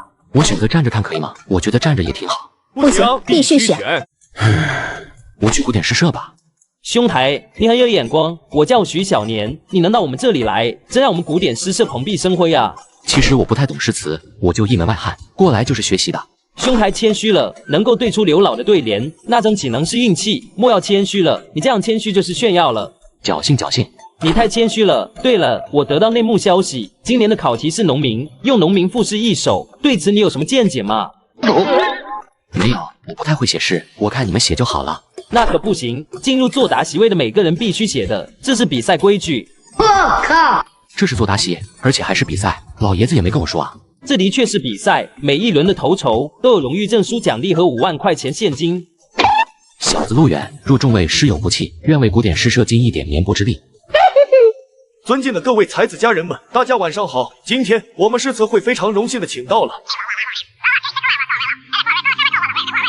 今年的考题名便是农民，请各位才子佳人们开始做题。兄台，你这就写完了，归园田居怎么写的龙飞凤舞的？其实我就会写钢笔字，这个毛笔字握得不太习惯，所以写的难免潦草了点。他虽然看不出陆远到底写的是什么东西，但是看陆远这种轻松表情，他觉得必然不会是什么好东西。刀玉婷虽是女子，但写出来的字却是极为阳刚。这一首农忙万分不错，我觉得可以评为85分。这首诗虽然比例很不错，但是看起来比较轻快浪漫，我不太喜欢这样的感觉，给84分吧。沈荣的这首在田野现代诗写得出来，充满了后现代主义的风格，我觉得可以打88分，寓意也不错。小溪你觉得呢？行文之中有少许瑕疵，意境倒是还可以，不错，太过注重于感慨了。如果我给的话，至多87分。小溪，看来你比我们老头子更加严格。马润的这首农田意境与含义也挺足，可以给89分。马润是燕大4大才子之一的马润，不错，确实不错，我也89分吧。这首诗算是难得的佳品了。老李，你不是正在编写近代诗文吗？这首诗我觉得可以进入你的书里面。对，我也有这么打算，89分吧。这字写的我就非常赏心悦目，相当不错。底下众人看着评选台上的老者们纷纷交头接耳，或是沉思，或是感慨，或是欣赏，心中异常忐忑。这些老爷子们每一个都是华夏文学界的中流砥柱，都是颇有声望的存在。更重要的是，其中一位老人名叫李国南，正在编写一本名为《近代诗文选集》。如果自己的作品能够被他们看中的话，那么必然会出大气，在文学界也是可以装逼的。李老头，你怎么了？一首诗而已，有必要那么大震惊吗？你们自己看看吧。一张不大不小的宣纸，每一个看到宣纸的评委都瞪大了眼睛，如遭雷击，一时间无法形容自己心中的惊涛骇浪。第一次来诗词聚会就写了一首经典，这小子居然这么才华横溢，到底是我小看他了。96吧，这2首诗，不管是意境还是格律，甚至是诗的选材上，都是这几年诗词会的佼佼者。如果不是这字的话，我甚至想给他一个99。我给95，是不错，就是字太差，很难想象能做出如此诗的人，竟写出这种字来。我提议放进文华阁，我觉得这首诗可以排第一。文华阁，我也是这么想的。好了，宣布第1轮结果吧。我說你我等於要把我做，實在沒法擔起這一種愛。我宣布，第1輪最高分是归园田居，综合分数96分，作诗者入园。让我们恭喜这个鳖。入园先生，你有什么感言吗？那个，我其实也不知道我能获得这么高的评分，不过在这里我要感谢。不过讲完一些感谢以后，他并没有离开和把话筒给主持人的意思，而是傻愣愣的站在舞台上站了大概数十秒，似乎在等待着什么东西。你还有什么想说的吗？那个，是不是还有什么东西要摆呀？譬如那个奖金什么的。你别误会，我不是因为奖金而写诗的，我是为了情怀，为了咱们华夏文化做贡献。奖金后台会给你的，你下去报卡号就好了。陆远听到后，终于有些如释重负，甚至觉得自己的脚步都轻快了不少。5万块，这可是一笔不小的钱呀！呸！我会为那5万块而折腰的人吗？我这么没品吗？我当然不是这种人。你好，我是第1轮获奖者，我叫陆远，我的卡号是。接下来的几轮比赛，股市拥护者们都对陆远的表现更是非常期待。他们期待陆远能再来几手好诗压一压现代诗社的气焰。但是很遗憾，接下来陆远交上去的都是白卷，似乎压根没有为他们古典诗爱好者出力的意思。兄台为什么不写了？江郎才尽了，写不出来了。我不信能奋笔疾书写出归园田居的人，会在接下来的考题中一题都答不上来。我懂了，你是怕跟现代诗那边摩擦得太深，故意留他们一点面子吧？兄台看不出，你还颇有些君子之风啊！这种品格实在是让人敬佩啊！这次我说了实话，又没人相信，怎么回事？难道我现在只能说谎话才有人信吗？只能吹嘘自己才华横溢才有人信？他总共会背的古诗就压根没几首，能对上题目是瞎猫碰上死耗子千年等一回，对不上实属正常。所以说江郎才尽是真没毛病，他其实并不想装这个才华横溢的逼，但是别人不给他机会啊。我说你我等於要把我做，實在沒法擔起這一種愛。這夜我又再度漂泊，我的痴情請不繼續，請你收起一切，相信這晚是結局。你說太理想的戀愛都不可接觸，我卻哪管千山走遍，亦也會為去無蹤。魏无忌和陆亦红这是怎么了？应该是电影拍完了，然后又想到了什么，最后就疯了。我刚才还在犹豫，要不要打120将他们拉进医院的精神科看看。拍个电影拍疯了？我觉得是疯了。老陆本来很正常的，但是随着魏胖子一吼就跟着不正常了。阿爷，我好想他。我说过我会拍一部很牛逼的电影，然后让他陪我一起看。可是为什么？问世间情为何物？只叫人生死相许。你哭有什么用？他已经跟别人跑了，现在指不定跟某人在活塞运动呢。老陆，你呢？又是怎么回事？我想拿柏林影帝证明自己，看着他哭得这么稀里哗啦，我就想到了我的不容易。阿爷，我要拍电影，拍好电影，我要成为亮瞎所有人狗眼的大导演，让沈连杰跪在地上瑟瑟发抖。看着魏胖子突然重振精神发誓以后，陆远一时间不知道该怎么回复了。这豪言壮志也实在是太嗨了吧！疯狂的喧嚣过后是寂静，狂风暴雨般的崩溃过后是释怀与成长。阿爷，《隐形的翅膀》这首歌登顶单曲榜的第1了，不过这编曲人和作词人都是陆二狗子。阿远，你这是得罪安小了。前几天刷微博，我还记得那些天路蛮子挺火的，原来你陆远就是陆二狗子啊！笑死我了！安小的粉丝30万高价悬赏陆二狗子。我有一个不成熟的想法，要不我……我靠！阿远，你要不要这么骚？你要自己举报自己，你觉得可行性有多少？老李，这可是30万，白拿的钱都不要。如果现在举报了的话，阿远就值30万。炒作？什么叫炒作？你懂吗？他对那30万是非常渴望的，也确实有自己将自己举报了的念头。但是努力从30万这个数字挤出来以后，陆远发现自己举报自己这种操作实在是太无耻了。正经人谁这么干啊？这不是太低级了点？我好歹也是一个正经人，我能干这事，开什么国际玩笑？我觉得吧，《隐形的翅膀》这首歌刚火，还没有到顶峰，很多东西都是炒作，都是看不出来的。这个时候阿远你暴露，我觉得不太合适，毕竟做不到商业最大化。陆亦红在圈里是老油条，和陆远相处了这么长时间，早就将陆远当自己人了，所以这个时为陆远认真筹划了起来。所以我们现在要等。对，我们需要等《隐形的翅膀》大火，等我们电影上映前夕，我们再找一个团队一起将这件事酝酿起来。到时候我们不但可以蹭一波热度，而且能将电影刷上去。这个主意不错啊，老陆，你什么时候跟华金解约啊？今年年底啊，怎么了？解约跟我们干吧，我们缺个狗头军师，只要我们有一口饭吃，就不会亏待你的。我们都是一群才华横溢的青年，未来的娱乐圈必然有我们一席之地。我们都有梦想，都有理想，特别是阿远，牛逼的不行。放屁！才华横溢有你份吗？那指的是我和阿远，你就是一凑数的。我操！什么？你再说一遍试试。陆亦红看着魏胖子俩，再看了看拿着手机的陆远，其实他非常喜欢这样的生活，只不过选择这样的生活，也就意味着他要放弃很多东西。至于陆远，他只想混点钱，跟他谈什么梦想理想都是扯淡。每一次都在徘徊孤单中坚强，每一次就算很受伤也不闪泪光。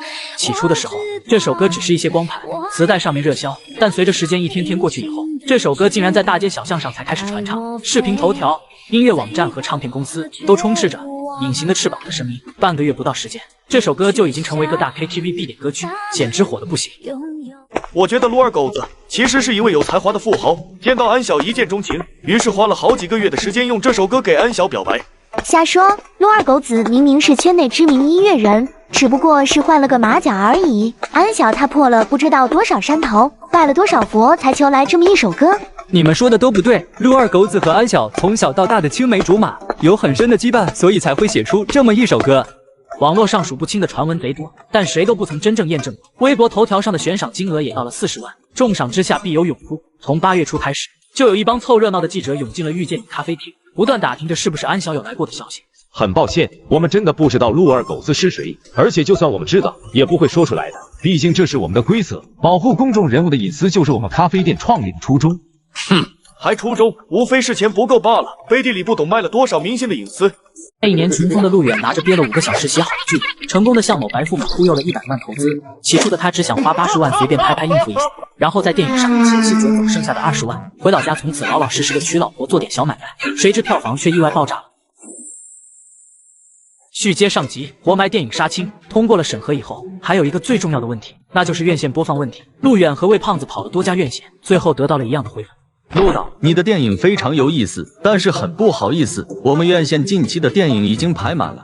一个名不见经传的导演，还有一个毕业没多久的菜鸟副导演。主演虽然有演技，但却是华金冷藏的对象，根本不可能得到华金任何的宣传资源。在陆远和魏胖子持续碰壁的时候，反观都城这部电影却是如日中天，已经获得了诸多大院线的扶持，宣传工作也进行得如火如荼，热度简直不要太嗨。这问题不解决掉，别说跟沈连杰干起来了，就连赚钱回本都难。总共还剩3家院线，咱继续跑一次吧。恐怕结局不会差太远，毕竟他们看都不看就否定了。会不会是我们的宣传做得不够到位啊？压根没有宣传的资金好不好？阿野，把你的小金库拿出来打广告吧。打广告要多少？40、50万左右吧。我们弄点传单。我操，这他妈太丢脸了！我们是高等素质人才，不能这样干。陆毅红回华金了，虽然现在是被雪藏，但毕竟还是华金的员工。李青也走了，他本身就是都城员工，而且还是来自天娱。整个远程娱乐就剩魏胖子和陆远两人，简直皮包公司的不行。我想给我爹打个电话，但是又不太敢。为什么？我老爹很厉害，但是我不喜欢他的性子，所以我从来都不低头。阿野，这是我的第一部证明自己的电影，你说要低头吗？不想低头就不低头呗，有手有脚的，怕什么？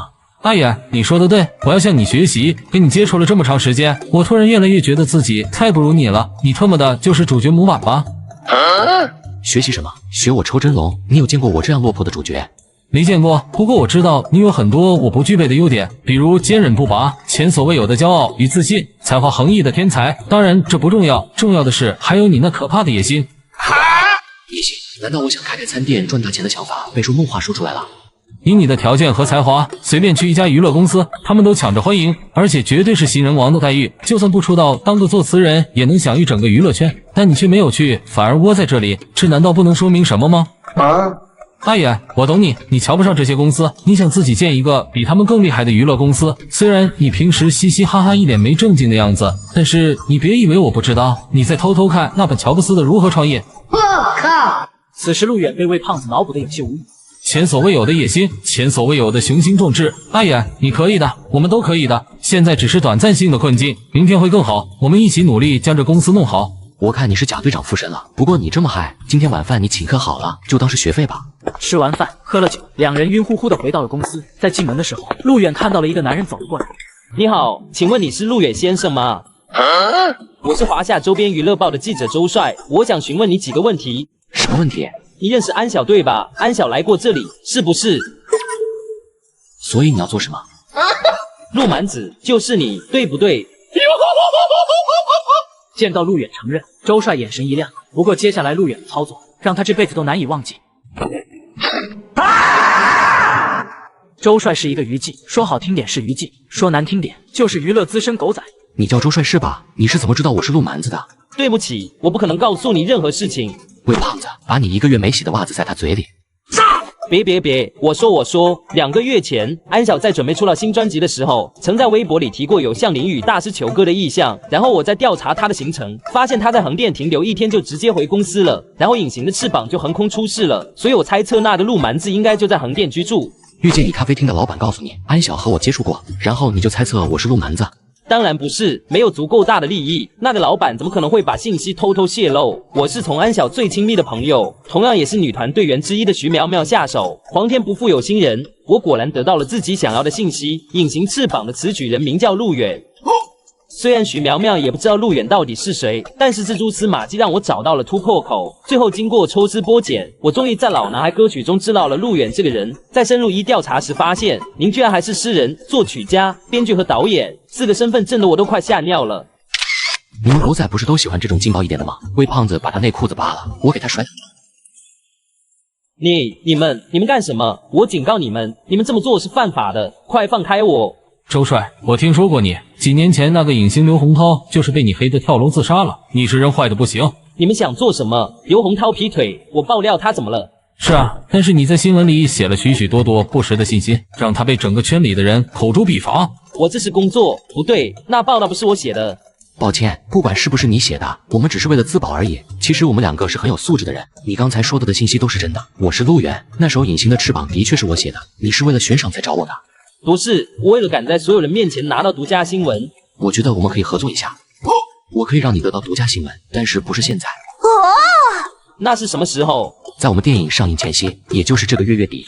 上映，根据我调查，你们这2天跑了不少院线，但是没有任何院线会愿意播放你们这种影片。是啊，很愁啊。你有门路吗？我不会帮你们的。我可以给你爆料这首歌创作时的一些心得。陆导，我在佳能院线市场部有一个亲戚，他是领导能说得上话。陆远，院线找好了吗？目前还没呢。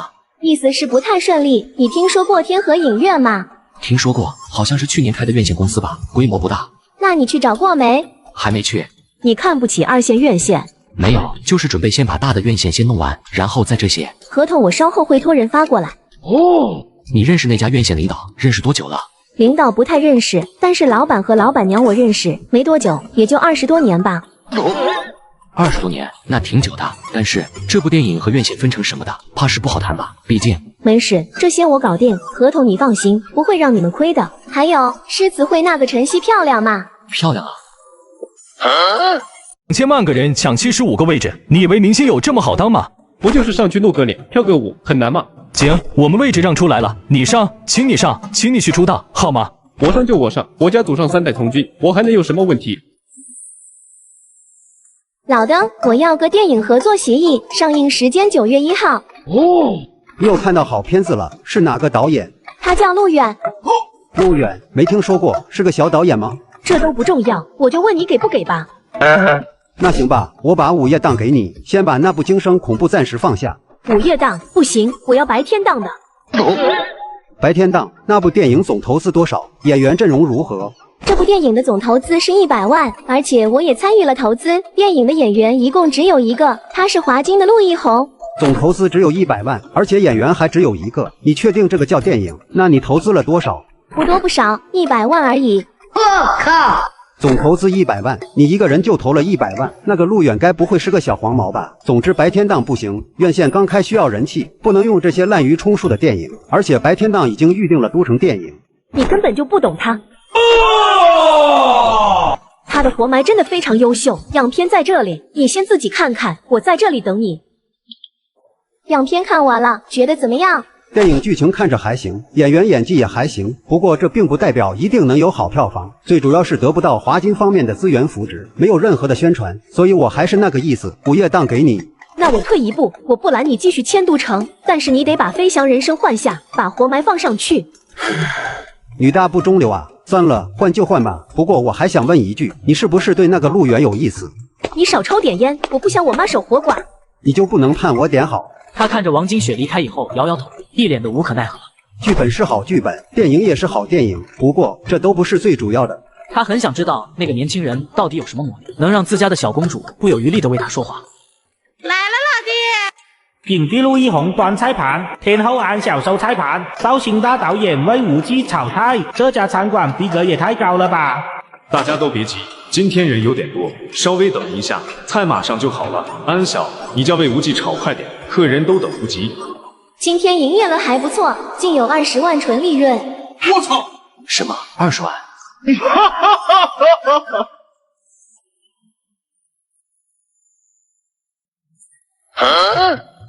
陆远，我是你老同学陈峰啊，还记得吗？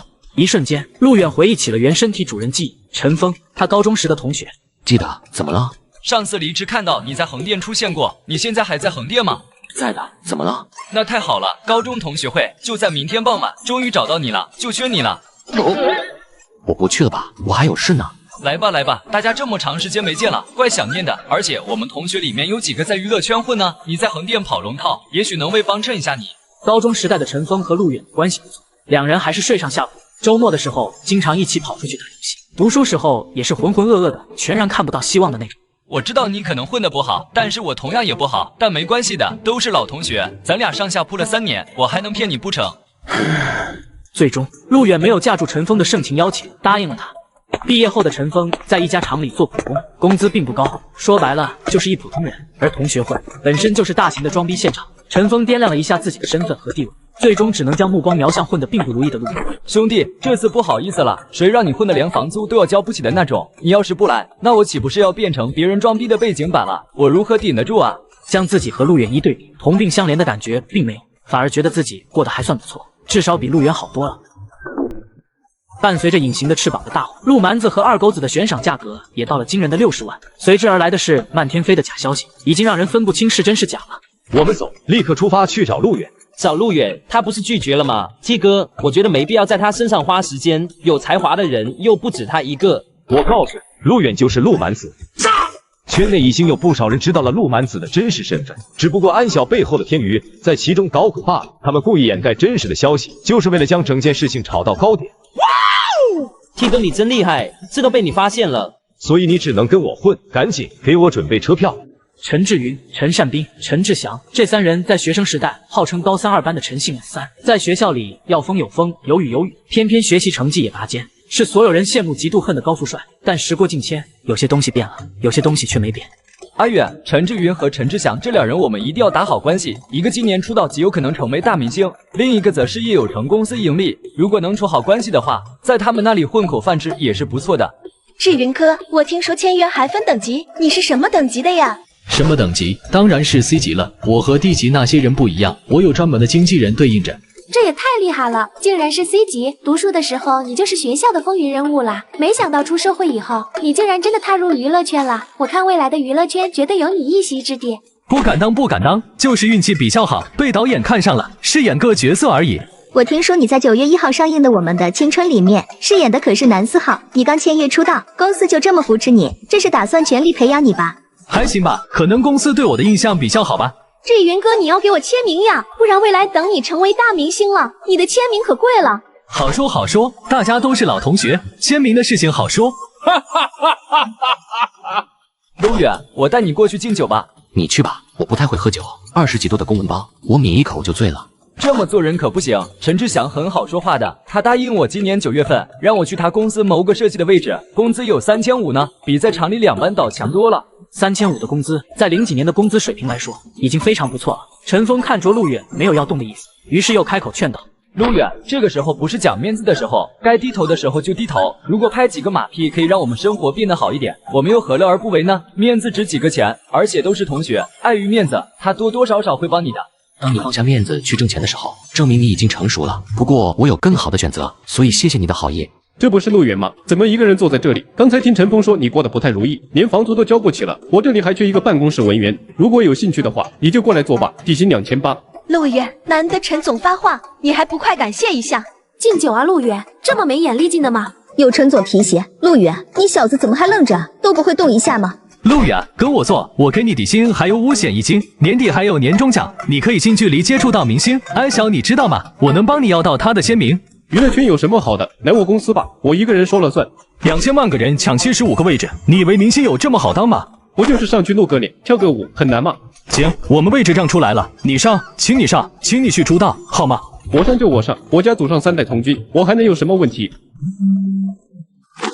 阿远，我是华金娱乐的唐冲，你现在方便吗？在开同学会。哪里的？扬帆酒楼，你有什么事？横店那个扬帆嘛，我过来，我这就过来找你，我不会耽误你多久的。你人在哪里？我在同学聚会。那现在结束了吗？还没呢，怎么了？跟你聊聊电影的安排。今天就算了吧，我要很晚才能回去。你同学多吗？挺多的。我靠！오빤 강남 스타일。 강남 스타일。 오빤 강남 스타일。 강남 스타일。 오빤 강남 스타일。 Sexy lady。 陆远接完电话，回头看了一眼吵得非常热闹的陈志祥与陈志云两人，一山容不下二虎。一个班级总要出现一个光彩四射的大人物，这两人争的就是第一。而陆远这个倒霉蛋很不凑巧的变成了他们队里的猎物。陆远，来我公司吧，老同学肯定会照顾你的，而且你放心，我公司正在起步阶段，到时候上市以后，你就是公司的元老了。陆远，跟我坐吧，我是 T 哥下面团队的一人。T 哥，你恐怕不知道是谁吧？徐慧珊、陈佳玉、许光峰这些响当当的人物就是 T 哥带出来的。现在跟着我，将来就是吃香的喝辣的。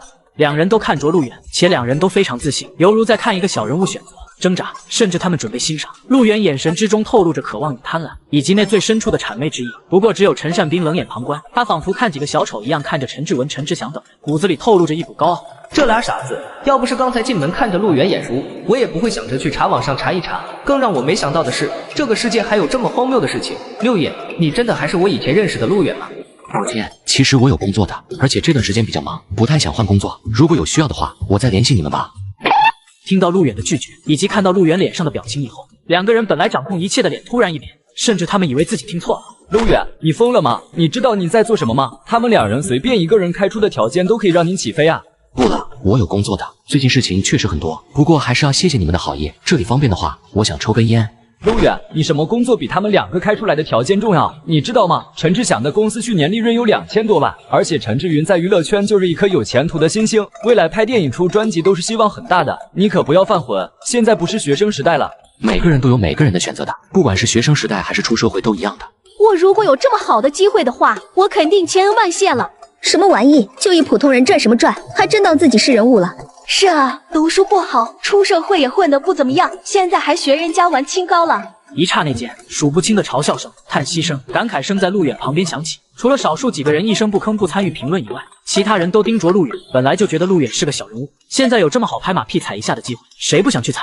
陆远，你一条烟多少钱？白龙10块钱一包，一条就是100块，怎么了？你知道我一根烟多少吗？顶你的一条。哼，然后呢？这么好的机会在你面前，你不去珍惜，你难道想一辈子都抽10块钱的烟吗？阿远，可让我找到你了，我修改了一下 S 级合同，你先看看合同，你先不要忙着拒绝我，剩下的我们再慢慢聊。T 哥怎么来了？刚才他说 S 级合同，而且还是来找陆远的。陈志文瞬间呼吸停滞，他只是 T 哥手下潜力艺人团队里面的之一而已。他突然觉得这一切都是虚幻的，都是假的，甚至是自己在做梦。这合同文本陈志文并不熟悉，虽然并不熟悉，但是不代表着他并没有听说过。我们华金的 S 级签约艺人合同是为了培养未来的巨星才拟定的合同，寻常潜力艺人别说是签，就算是想看到也是不可能的事情。陆远，你看一下吧。抱歉，我现在真没有签华金的意思，所以合同我还是不看了。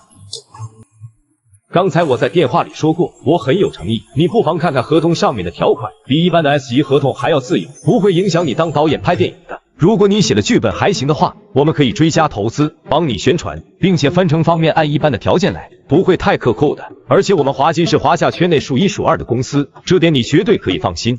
唐冲此刻满脑子都想将陆远签下，语气甚至很迫切。他已经了解到了陆远的身份，还有一些其他的信息。他知道现在的陆远就是一个才华横溢的大金矿，签下来绝对不可能亏，而且一定要趁早，趁着他还没有火之前。抱歉，我真的没有那份能力，而且现在暂时没有另外发展的打算。这里人太多，我们找个人少点的地方聊怎么样？行吧，同学会也差不多了，出去也好。对了，感谢2位老同学刚才的好意。我说过，我有工作的，而且我很忙。T 哥你好，我是你团队下面的陈志文，今年刚签约的，当时是柳哥签的我。今年刚签的，没印象。不过你也是阿远的同学嘛？对，T 哥，我们是同学，我以前跟阿远的关系非常。好了，我知道了，下次我再找你聊聊。我先走了，你们继续吧。请问你是安晓的绯闻男友吗？不是，我们是朋友。那首《隐形的翅膀》真的是你写的吗？你的笔名叫陆蛮子，陆二狗子。是的，不过我的真名叫陆远，陆地的陆，远方的远。他为什么会找你写？我没记错的话，他之前想找的是林怡老师，而且你到现在曝光之前，你好像还是一个籍籍无名的小人物。这点我不否认，我和他相识完全是偶然。我写了一个剧本名叫《活埋》，然后拉了一笔投资，偶然间遇到了安晓。没想到你这么偶然。不过你刚才说你是一名导演。是的，我的电影《活埋》已经拍完了，将会在9月1日上映，而且我还打破了电影用人历史上的记录。《活埋》是一部只有一个人演的电影，且电影的主角还是一位影帝。一个人的电影，这个还没见过。那你这部电影是什么样的电影？是一部很好看的悬疑励志电影。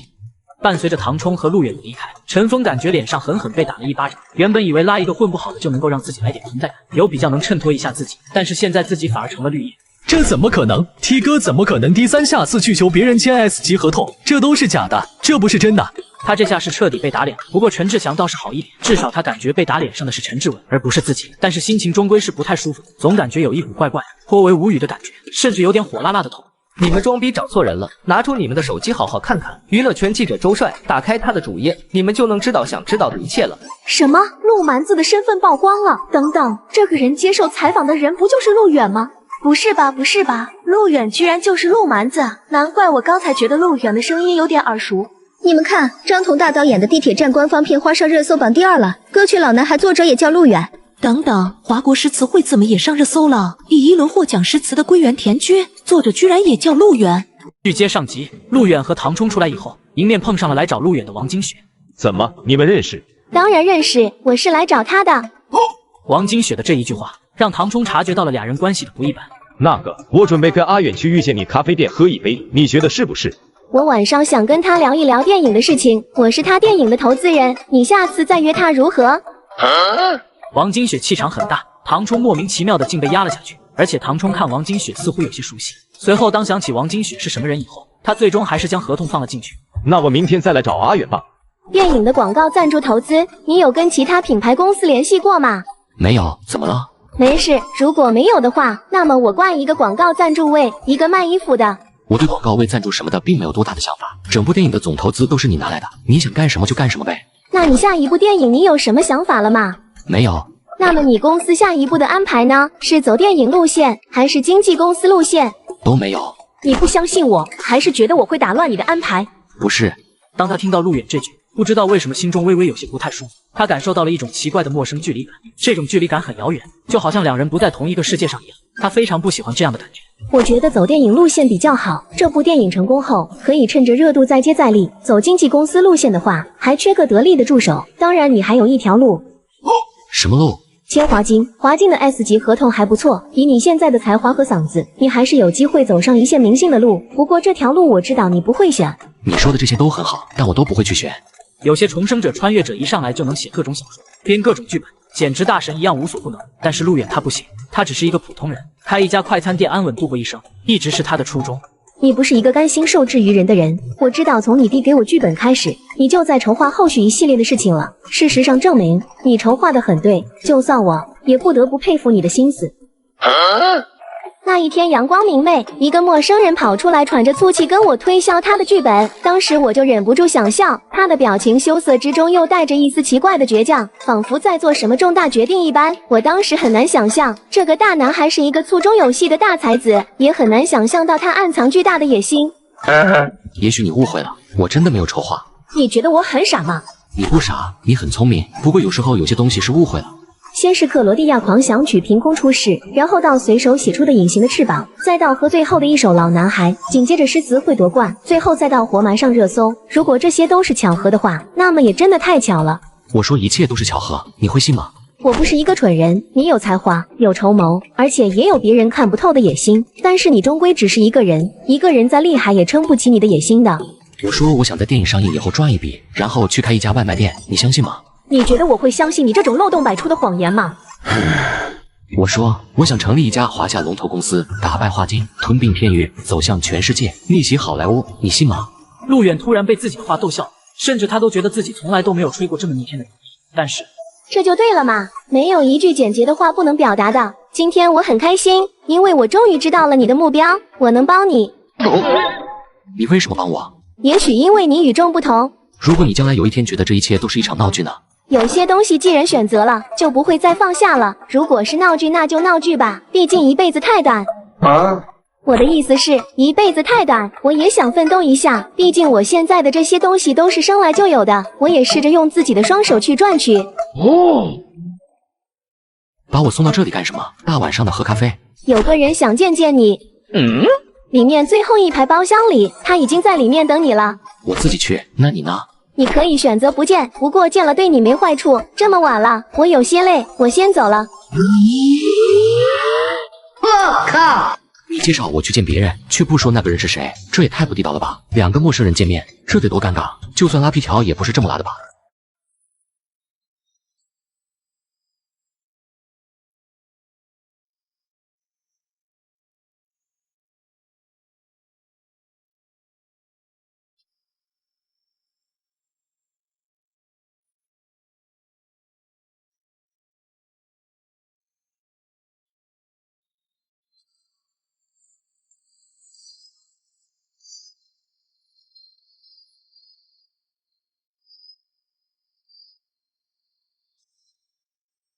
陆大哥你好，我叫周瑶，是燕大的学生，现在在这里做兼职。您是这首曲子的作者，可以给我点评一下我刚才弹的怎样吗？还不错，挺好听。唉，只是好听吗？确实还不错，挺有味道的。陆远点点头，找遍了脑海也想不出该用什么话来形容。挺有味道的吗？虽然我知道陆大哥你是在鼓励我，但是我还是很开心，我会加油点的。陆远不太懂周瑶为什么脸上表情闪过一阵失望，但他实在是找不到赞美周瑶的话语，他觉得自己能说这些话已经差不多是极限了。钢琴在深一些的境界我并不是很懂，尽管对克罗地亚狂想曲4很熟，但深层次的造诣并不是很熟就能理解的，这些东西都需要感悟与领会，至少我现在还没有这种领会。我今天弹了1天了，我要回去休息了，陆大哥再见。也许你应该认同一下他。这小姑娘是一个钻牛角尖的人，当然同时也是一个渴望认同的人。她希望得到你的认同，看得出来这段时间她也挺努力的。我没有不认同啊。她想要看到你欣赏的眼神，但是她从你眼中看不到欣赏，所以她有些失望。陆远听到这中年男人的话以后，一时间不知道该怎么回应。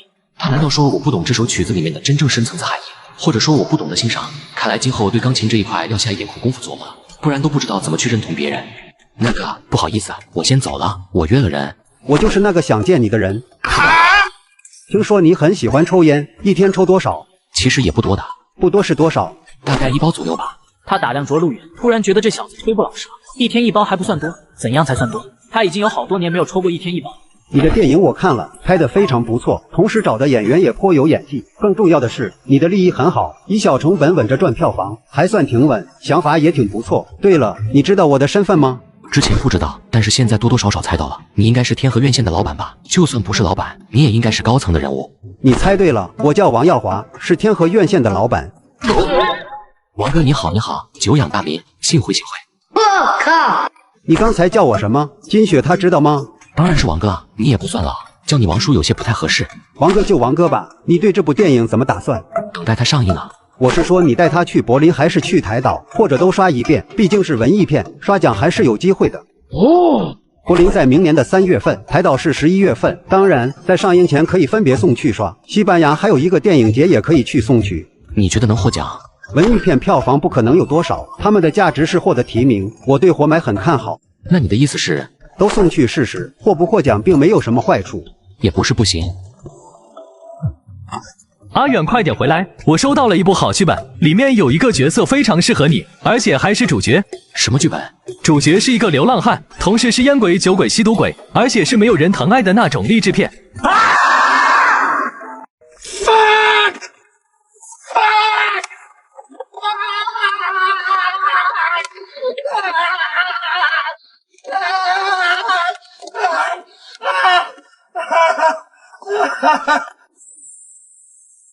流浪者的编剧名叫钱钟，毕业前他意气风发，盯着华夏的电影市场，觉得凭自己才华随便写个剧本，诸如华金、天娱这样的大公司大导演抢着要。可惜现实却是非常残酷。直到有一天，他在路边喝闷酒的时候遇到了魏无忌。阿远，怎么样？这是一部励志电影，讲的是人和狗之间的治愈故事。烟鬼、酒鬼、赌鬼及一身的流浪汉，还有一条狗，这就是你说的励志片。咱是高雅的人，不拍某些口味很重的禁片。阿远，你想到哪里去了？这不是禁片，而且这也不是一条普通的狗，而是一条骨瘦如柴，从土狗场走出来，侥幸活下来的流浪狗。你为什么想到我？因为你是一个烟鬼，而且是瘾头很大的那种，特别是戒烟一天再抽烟的话，那种感觉实在是像极了吸毒感。我觉得拿来当电影里本色出演应该不错，特能发光。阿远，等活埋上映以后，我们就拍这部《流浪者》，投资也不用多少，可以控制在130万以内，完全是我们能够投资的，而且可以以小博大，催泪之中带着励志。你把剧本买下来了，多少钱买的？不多，7000块拿下的。要价7000块，但是稍微说说，可能5000左右就能买了。5000就能买一个本子了，靠不靠谱啊？绝对靠谱。你先看一下剧本，然后再考虑考虑。日子过得很快，转眼间就来到了8月底，距离电影上映还剩1天。不过他并没有什么好操心的，就算票房扑街了，他也很淡定，因为他口袋里有几十万的存款，大不了继续回家开个快餐店。不过值得一提的是，狗作者的动画也只更到了第16集，更新在慢些，估计要被寄刀片了。电影有位胖子在操心，我倒也清闲了不少。这几天看了不少这个世界的表演类书籍、电影，希望对自己拍下部电影有所帮助吧。陆远，我问你，你叫那个人叫什么？你说的是那个天河院线的王老板吗？当然是叫哥，怎么了？好，好，好，非常好，陆远，你真是超级棒！我靠，女人真是一群神奇的动物。陆远想不明白，也没有去多想。当然，他并不承认自己情商很低，情商再高的人，有时候也会陷入一种误区。也在这时间，安晓更新了微博。今晚9月1日凌晨，我会去天河影院看活埋哦。前10名的影迷，我会送我的签名照片哦。至于是天河的哪个地区院线，这就看大家运气了。伟哥，你说陆哥和安晓真有关系吗？前段时间网络上传得沸沸扬扬的，我有点好奇。好奇毛线？你买电影票了吗？我还以为你会买好的。我也想帮你买啊，但是你得支持公司发展，知道吗？多一张电影票就是多一点票房，真实。什么是真实，知道吗？咱不搞虚的。抱歉，我没钱。你又开始装了，我不是花5000买了你的剧本吗？伟哥，说到这我就有点生气了，我要价7000，陆哥明明给了你7000，你骗我说你只有5000，甚至如果不是我坚定5000的话，你还要再克扣500。克扣？大导演的事情能说克扣吗？算了，你别这么看着我，算我倒霉。今天魏哥请你看电影行了吧？男人最重要的是要气量大，你这么气量小，能成什么大事？我买票，饮料和爆米花你买。我操！为什么饮料和爆米花要我请？我一个堂堂大导演带你看电影，而且把你邀请到这么一家潜力无限的公司，难道你还让我请饮料？你懂不懂规矩啊？钱钟看着魏胖子一脸数落自己的模样，不知道为什么他突然有一种被坑了的感觉。至于魏胖子，则想起他和陆远的对话，陆远告诉他7000块能压多少就是多少，剩下的归他。这一句话他至今历历在目。感觉其实4500就能拿下来的，可我偏偏怕剧本非了要价5000，还是太年轻了，不够沉稳与老谋深算，不然还能多赚个2500，真是失败啊！阿远，你有准备那部票吗？坑爹啊！票卖完了，安晓粉丝太火热了。对于活埋的售票情况，陆远其实一直并不怎么看好，毕竟活埋不是那种一上来就能吸引、能抓入眼球的大片，小成本小制作，注定不能跟那些铺天盖地各种地方打广告的电影相比。它还要经过时间的酝酿，才会慢慢出现在大众视野。会不会是暗箱操作了？陆远，你怀疑我刷票房？我没有你想的那么脏，这些票都是真人，不是鬼票。陆蛮子，我告诉你，这大部分都是我的粉丝，当然，我没有想到我粉丝的凝聚力有这么大。什么陆蛮子，不要给我随便取外号。好的，陆二狗。我尼玛！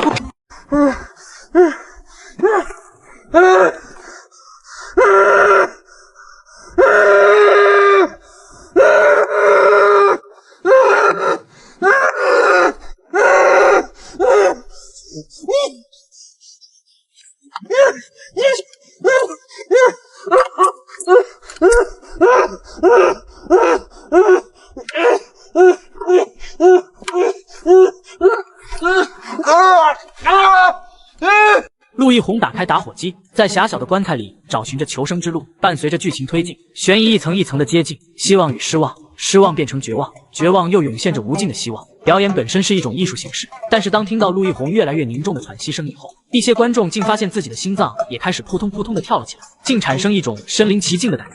我本来以为陆亦红是靠颜值吃饭，没想到他有这份演技。相比几年前，这陆亦红已经完全掌控了精髓了。虽然这部电影刚开始只有20分钟，但是这部电影却让我震惊。我有预感，这部电影如果后半部分不崩的话，陆亦红可能会再次火起来了。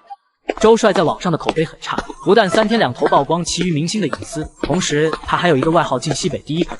先前多部上映的高票房电影，他能喷满几页A4纸，甚至你找不到任何一部他认为好的可以打及格分的电影。但是今天这货却对着活埋一阵大吹特吹，吹的网友们都有些怀疑人生了。这部活埋确实是我当记者至今看到的最好的一部电影，我不接受任何反驳。当然，我只针对电影，并不针对拍这电影的2个导演。毕竟在我看来，不管是陆二狗子还是魏胖子，这2人的素质我都不敢苟同，他们也蛮无理，特别是陆蛮子，简直就是文艺老流氓。我从第一眼见到以后，差点以为没机会看第2眼了。总之是将网友们喷到了高潮，嗨翻天，和之前赞美活埋的语句形成了鲜明的对比。本来网络们还以为这周帅转性，但是看到这一通喷以后，他们才明白周帅还是那个周帅。活埋的好评居然上升到了95分，一眼点过去，全部都是好评与点赞。电影排名也从第45名一路刷到了第20名，并且热度一直在上升之中。昨天我看的眼界湿润，彻夜未眠，小成本大制作，陆亦红这部活埋，也许是他出道至今的演技巅峰之作。100万投资，竟然拍出了这样的精品电影，真的太了不起了！我准备去2刷了。这种通篇压抑的电影，能够2刷的都是狼人。